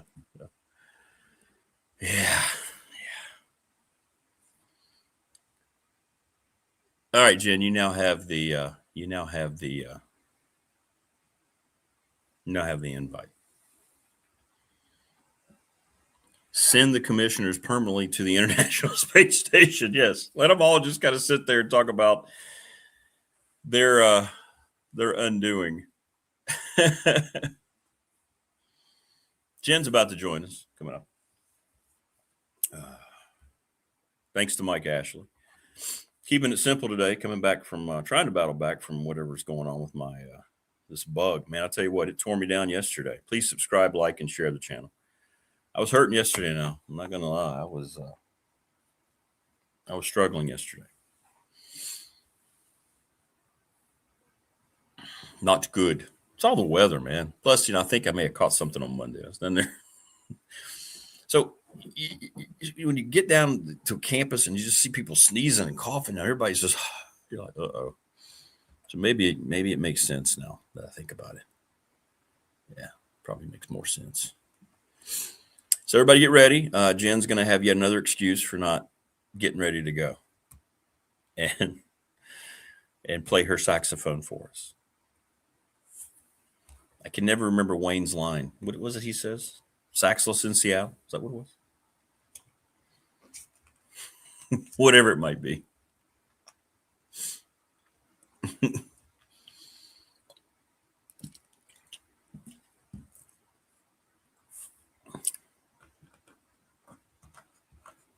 Great stuff there from Mike Ashley. I know football is our national pastime, but I think the best memories I have of going to sporting events or baseball games. Absolutely. Riverfront Stadium in Cincinnati with my friends who are all Reds fans, except for me. Mark Hundley used to go. Mark was a Reds fan. Good to see the Padres and Reds. Camden Yards. I went with Mike once. We had a great time. Pittsburgh, Randy Butt. We went up there. Great ballpark. Great time. Great time. Where else? Atlanta, multiple times to see them down at old Fulton County Stadium.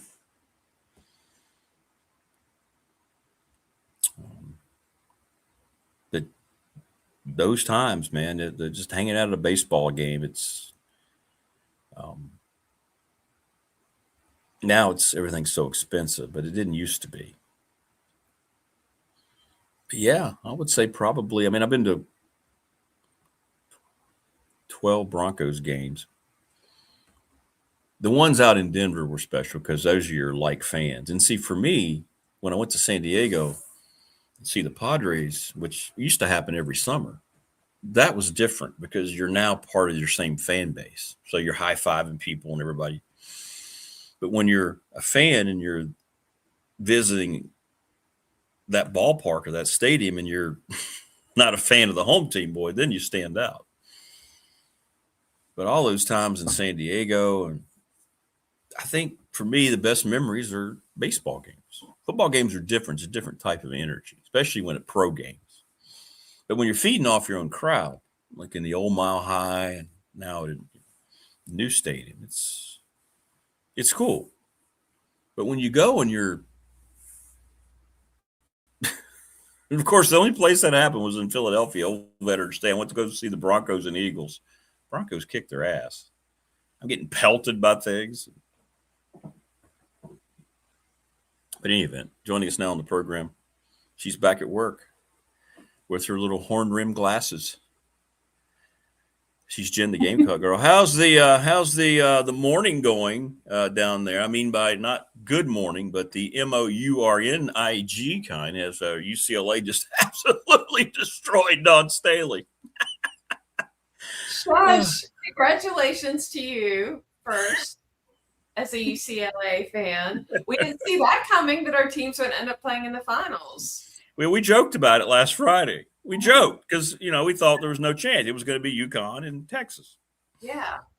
And it turned out well. So, honestly, again, I told you I felt like we wouldn't win it all. I felt like we overachieved a little.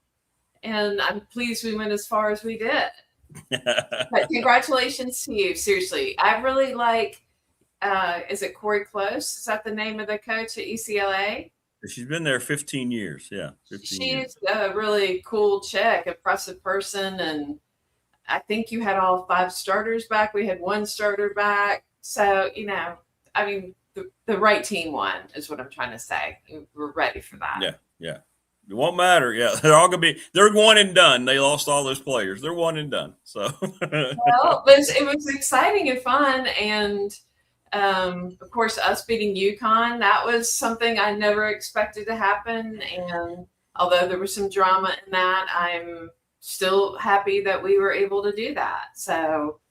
Yeah, we were just talking about Gino last week too, and then that happened, right? Did that change? I was saying how much I respected him and like him, and then that went down. That whole jersey rip thing, when he said that, I was like, whoa, things are getting a little bit weird right now. So I don't know. All of it was a little strange, but we won, and I'm proud of that part. Yeah, and he had a right to be mad at the foul discrepancy, but he channeled that into other things that was kind of weird. Yeah, it was kind of weird. And I don't know. It was the first time that I've seen him that I was like, oh, dude, are you getting too old to do this?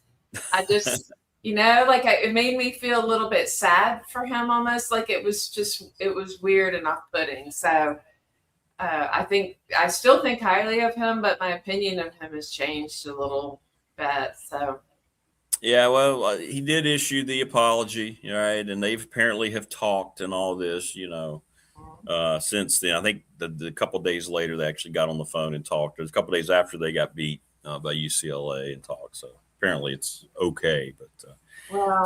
so I've never noticed. Why does she not wear school colors or logos? She did wear the school colors, but I think her feeling on it is, a lot of men wear suits that don't have. Yeah, but she's not wearing a suit. She looks like she just walked out of a of a rap video. I think she was very fashionable, and what she had on is not fashionable. It is actually. It is. Trust me. When do you see anyone wearing what she wore during the Final Four? It's very hip. Like, it is a very Hollywood look. I mean, I know it's not your thing. You're not going to wear it, but are you going to wear it? Would you wear what she had on? No, but I'm not from North Philadelphia. So. Oh, okay. Like, I've never seen anyone wear what she had on during that game against us. Most women are making $4 million a year or whatever she's making. So there's that. Yeah, for a program that's losing millions of dollars annually. Yeah. Well, I think that's the trend for unfortunately, all the women's basketball teams are. Yes. I just posted that from Penn State, and they lost over $4 million in women's basketball. I mean, their whole athletic department. Can you see this? Mike couldn't see it. Can you see this graphic at all?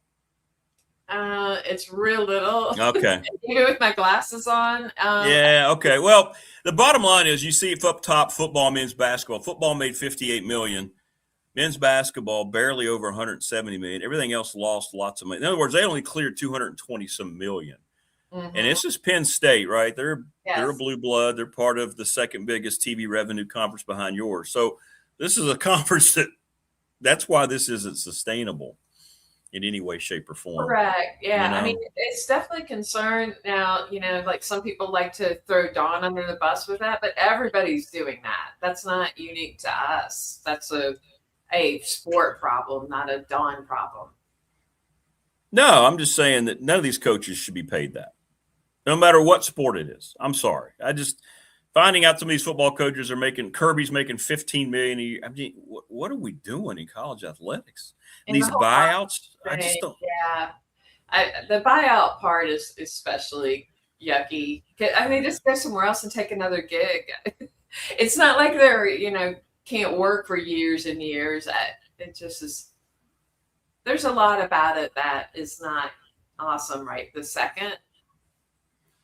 Did you find it ironic? Shane Beamer made some noise this week. He was asking questions about how to recruit and tried to say, well, I don't want it to be about kids and all they want is money. Well, okay, that's what's happening. That's what you're doing.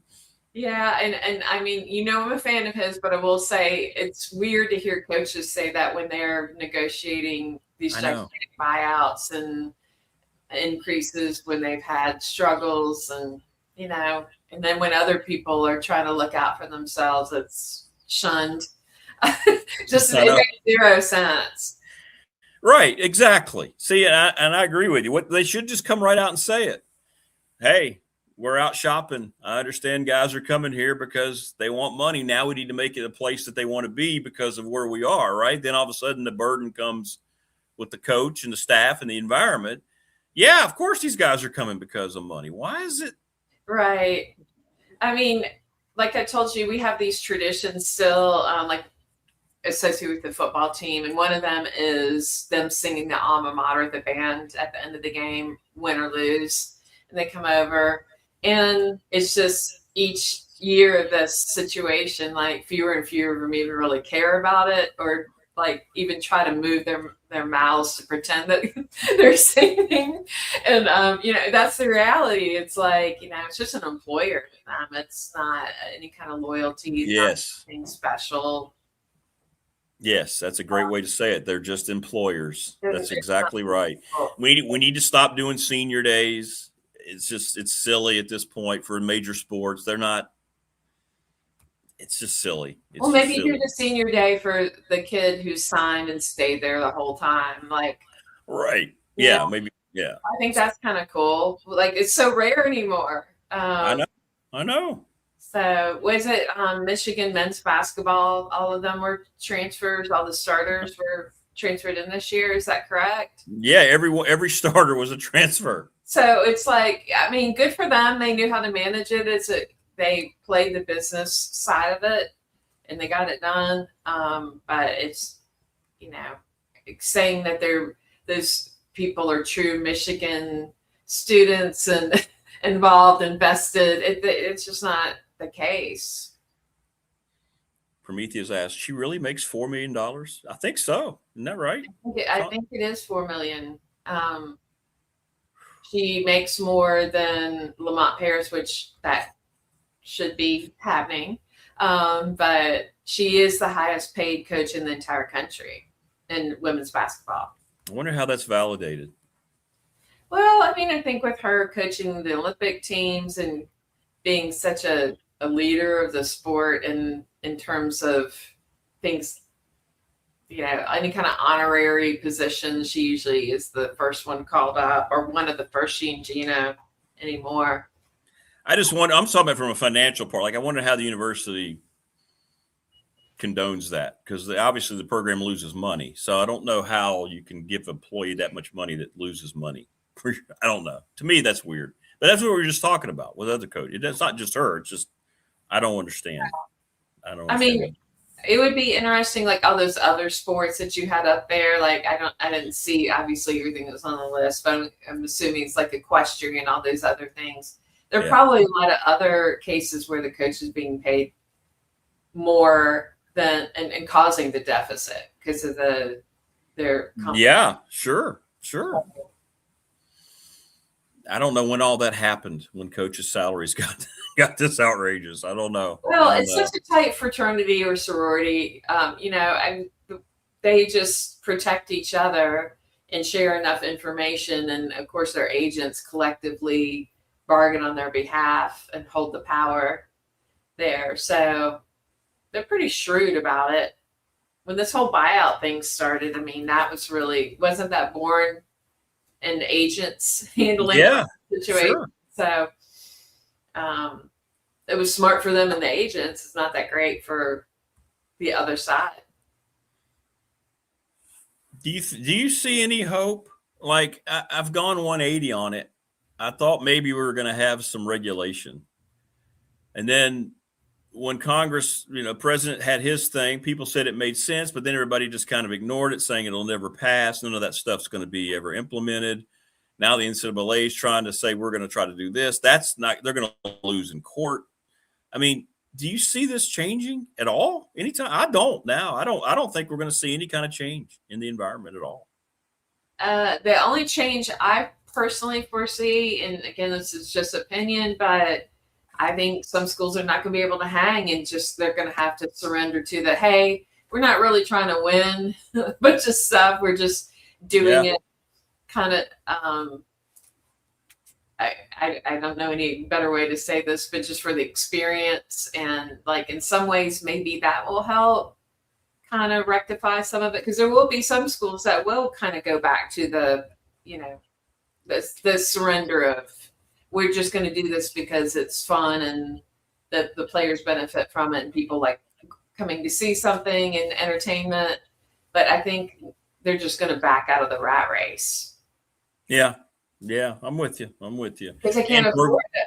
No, and programs are going to be lost. We're going to lose. We're going to lose programs. So I don't know. It just, you get discouraged when you see all this stuff, and I don't think the big conferences want it to change, because they're going to use this as the thing they want to break away. I mean, the SEC and the Big Ten are going to break away from the NCAA and create their own business model. That's going to happen.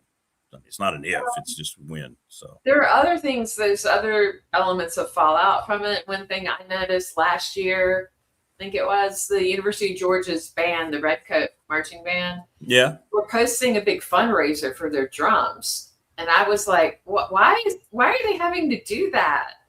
I mean, such a successful big program, all that money coming in, and the band is still having to fundraise for new drums. So really? There's some other weird stuff going on where, the money, the priorities are changing.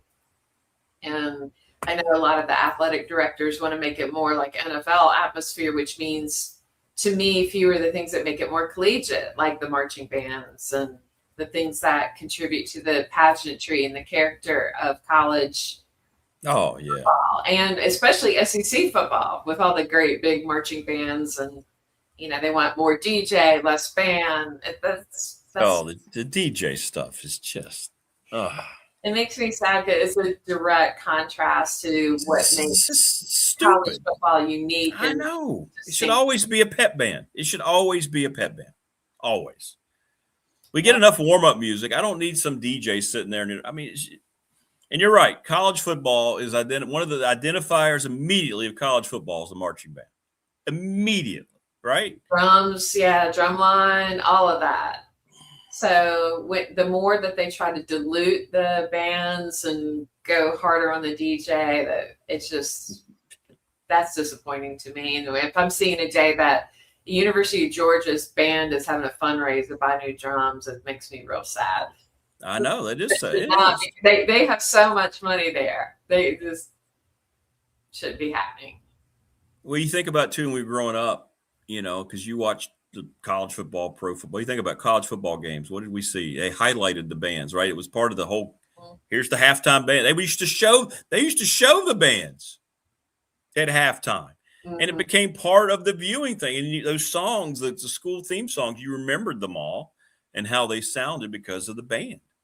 That's right. True. I think there's a reason everyone knows the Michigan fight song. Oh yeah, yeah. Who's considered, by the way, the best? Who are the top 2 or 3 college bands other than South Carolina? Well, if you talk to the fans, I'm going to give you the fan perspective. Yeah. What we got? A lot of people will say Ohio State. Ohio State does not march any woodwinds. It's just all brass. It is a great tradition. They sound really good. Obviously, extremely competitive to get into that group. Dotting the I, that's a big deal. So. It is. It's cool tradition. And again, because they don't march any woodwinds, they are loud and very powerful. Their sound, a lot of, I think most fans would cite that as the best or one of the best marching bands in the country. Yeah. There's so many good ones in the SEC. I'm sort of hesitant to even name even just one because candidly, a lot of them are top shelf marching bands. Isn't Tennessee's band pretty highly rated? They are. They're great. They're known for their circle drill. Have you seen the circle drill? It is really cool. It's like expanding circles and then they rotate within them. And that's one of their characteristic things that they do. They're great. What's the South Carolina? What do you guys do? There's got to be something. What do y'all do? Our characteristic thing? Well, I think overall we're known for being like a nice balance of a really spirited, lively band. We're not so serious. Ohio State is a very serious band. We have a different character that way, a lot of spirit, but great playing. Kind of a mix of all the characteristics that people like in marching bands, I would say. We're known for being a nice balance of all those things. We did kind of a rebranding. It's probably been 15, 20 years ago now with the white uniforms. And I think now we are known for those. Have you seen our white uniforms? They're really nice looking. They're really pop. And they're a lot cooler in the stands. So if I did, I wouldn't be able to recall it. But so they went from, what did they wear before, garnet or black, and then they went to white? Back in the day when I was in it a long time ago, it was garnet and black, wool, heavy uniforms. They have to be wool because otherwise they won't last for years and years and they're very expensive. But now the fabrics have gotten much more sophisticated and they can make things that are lighter weight that last. So, I think we play really well. A lot of people love our playing and our arrangements. We do really great arrangements. We have J.D. Shaw, who's one of the best arrangers in the nation, who typically arranges for our band, writes to our strengths. So we sound good. People are asking, Prometheus asked, what do you think about the Tech Band? What's their reputation? Which one, the Heidi Tidies or the Marching Virginians? Both of them are great. Let's go with the Marching Virginians first. Marching Virginians, I'm going to tell you I'm biased. My brother and his wife were in the Marching Virginians. They're great. They're super high on the spirit meter. They're known for being really excellent ambassadors for the spirit. So they're kind of a nice contrast because the Heidi Tidies were buttoned up and obviously military style. So, but yeah, both of those groups are awesome and have a great legacy as well. I know the Heidi Tidies have marched tons in the president's inauguration parade, and they are extremely well regarded with the military band style. As another band, like they're kind of similar to the Texas A&M band, just a little smaller. A&M's got a really big ROTC band, so that's their only marching band. They don't have another one.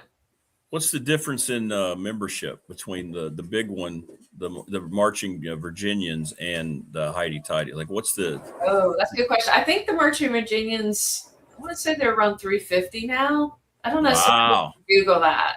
Wow. But the Heidi Tidies, I'm going to guess. I have not seen them in a few years. I'm going to guess they're maybe around 100. I don't know. Somebody needs to look that up and post in the chat.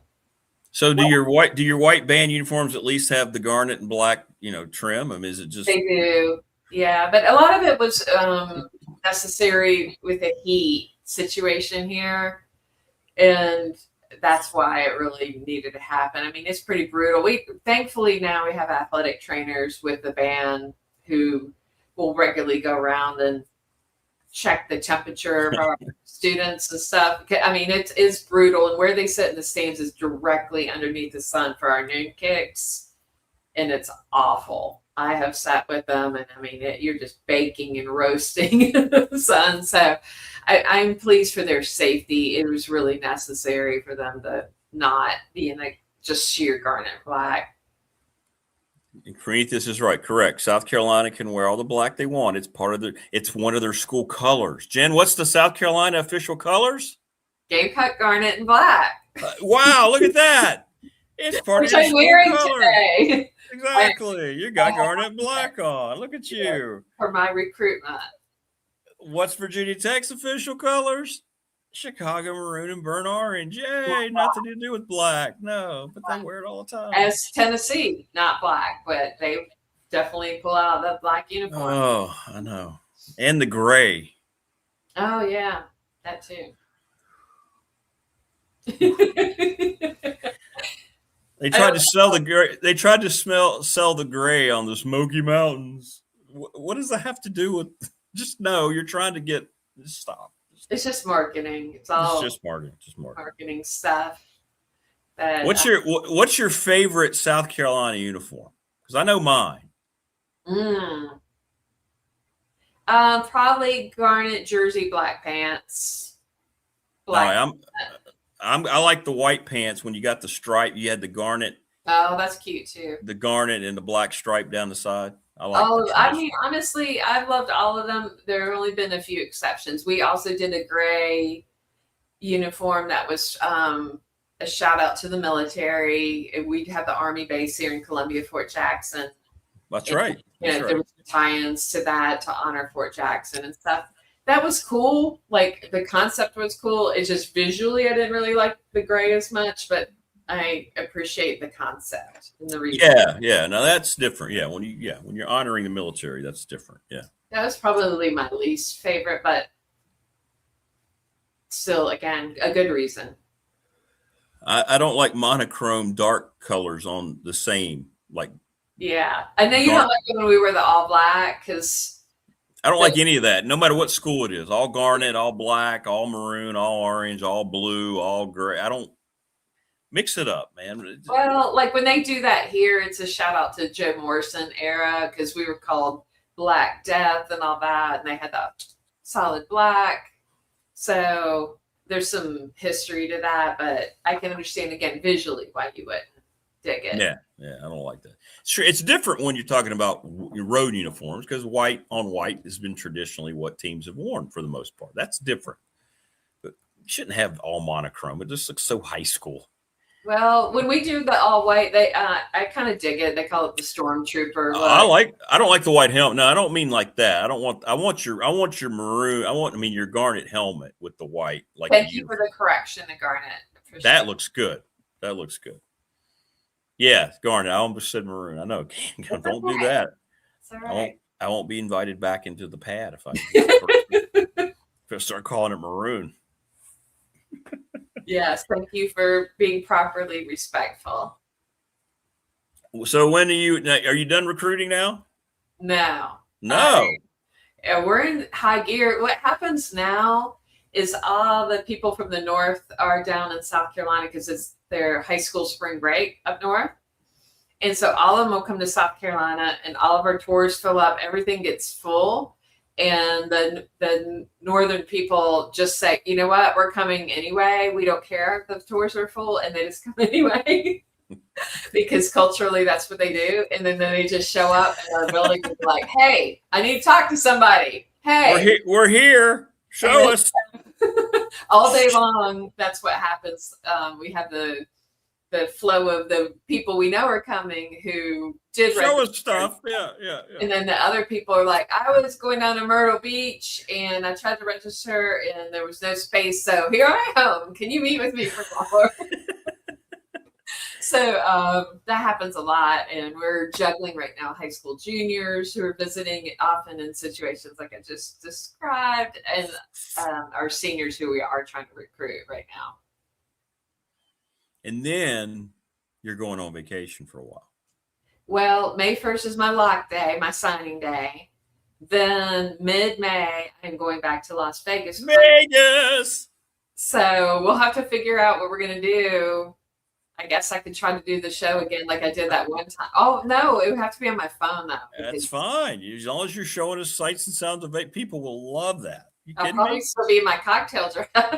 That's okay. That's okay. I don't know. We'll see if we can make it work. But the next 2 weekends, I'm going to be in Richmond after today. So the next 2 shows, I'll be in Richmond, but I should be able to do the show, doing recruitment stuff for one of them. And one of them's a friend is getting married. Well, you can throw some recruits on. Maybe we can help. Maybe we can help a little bit. That would be fun. Yeah. Huh? Maybe that could be like an enticement. I'm getting ideas. Like maybe. Just saying. There are going to be a few students there who I'm trying to wrap up. So maybe can I say like, hey, if you agree to do this, you want to come on this show with me? And jump on. Yeah, absolutely. And just jump right on with you when you're on. Absolutely. Okay. Yeah. I might do that. We don't have a lot to work with, so that could help. So yesterday I got the full March report about the show, right, in the channel from YouTube. Mm-hmm. And you're a major part of it, but you know how many views the channel got for the month of March? I don't even have a guess. 145,000. How about that? Wow. Yeah. So, do you feel like the majority of people are watching it after the fact, after it's out there? Yeah, I think I'd say it's probably 65%, 70% of people are going back and watching. They go back later or they put it on. So yes, that's what I get that information too. So yeah. Okay. But I was pretty proud of that. So I know with myself, like it's hard for me in the morning to block out the whole time shift, but I do frequently put it on while I'm working on some other stuff at work and that. So in other words, you try to keep me close as possible. I do. I like to feel close to you. I like to know what you're talking about. But I was pretty proud of that. That's good. But well, congratulations. This is all because of you and your getting started to build that whole space in your basement and get it all ready. Not me. It's because of folks like you. It's the guests. It's the people the chat. It's everybody else, the sponsors. I'm just here. I just make sure I turn the power on every day. That's all I do. Like I know Mike Ashley and I together, we would just, if you weren't doing this, we'd be like, okay, well, we'll just sleep in a little bit. We're not nearly as motivated as you are. So really, bye. You're the one doing the work. We'll watch it later. All right. Well, we'll let you get to it. And we will, by the way, people now don't even ask anymore. They think you're never going to play the sax. She's going to play the sax. We're going to get her. We're going to do a little test run, let her get finished recruiting, and then we'll knock it out. We will. One day it'll happen. Summer is the most optimal. Correct. For that, for me. And I understand that. Get a little confidence rolling. I do have some performances coming up, so I'm going to get some good time on my horns for that to get ready. Well, we're looking forward to it whenever it happens. Thank you. I just noticed my sax art. Yeah, I like it. That's cool. So, yeah, that was from a jazz festival we all played at when we were in college. So the Congress Center in July of '89. Yeah, old school. JVC. Wow, the old tape company. Wow, that's pretty cool. It's cool. I'm glad I lugged that thing all around Europe with me in a tube with my instrument, my luggage, and everything. Yeah, it's worth it now, huh? To have it and have that memory. Yeah, absolutely. All right, dear. Have a good recruiting weekend, and tell the Northerners just to be patient, will you? Come on, they're coming south. They don't roll like that. You know it. You know how they are. It's not the same. It's not the New River Valley. Give them some barbecue. If it were us and we were told someplace was full, we'd be like, "Oh, okay. Well, can I make an appointment another time?" Okay. Correct. Because we're nice and considerate. Yes. No, they're going to be here anyway. Congratulations, by the way. State of South Carolina voted #1 barbecue state in the country. Congratulations. Well deserved. It is delicious. I took you out for barbecue when you were here. Yeah, that was good. Ooh, that place. We do like the food. There's a reason we're a little thick down in the South. Ooh, I'm telling you, man. That was, yeah. Because I'm a huge brisket guy, and they had some killer brisket. It's really good here. Whew. Too good. I need to eat a little bit less than that. Well, how can you not? It's like you got all these great places. I mean, how do you not just go? Let's go. And the banana pudding, all of it. It's let's go. Yeah. Drink a little burr, have a good time, eat some brisket. Oh yeah. And hang out with Jen. What a weekend. It was fun. All right, be good. Stay safe. Good luck. All right, darling. Love you. Take care. All right, you too. Be good. Take care. All right. That's right. Jen, the Gamecock girl, joining us. Yeah, South Carolina got voted best barbecue. And, I can't argue, to be honest with you. It's pretty darn good. That's right, Prometheus. You are the vice president of the uniformed police that we are here on the program. And by the way, we're right. Our rules are right. People just haven't caught on to a lot of them yet. People are starting to catch on, though. My positive thought for the weekend.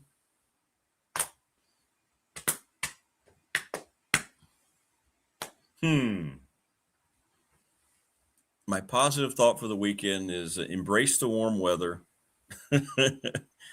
Realize that now we're coming out of, I believe, finally, let me check. Yeah, we got 70s and 80s coming up. I think we're finally out of it now that we're in the second week of April. Cold weather is now behind us. Vacation time is going to be coming soon. So that's my positive thought.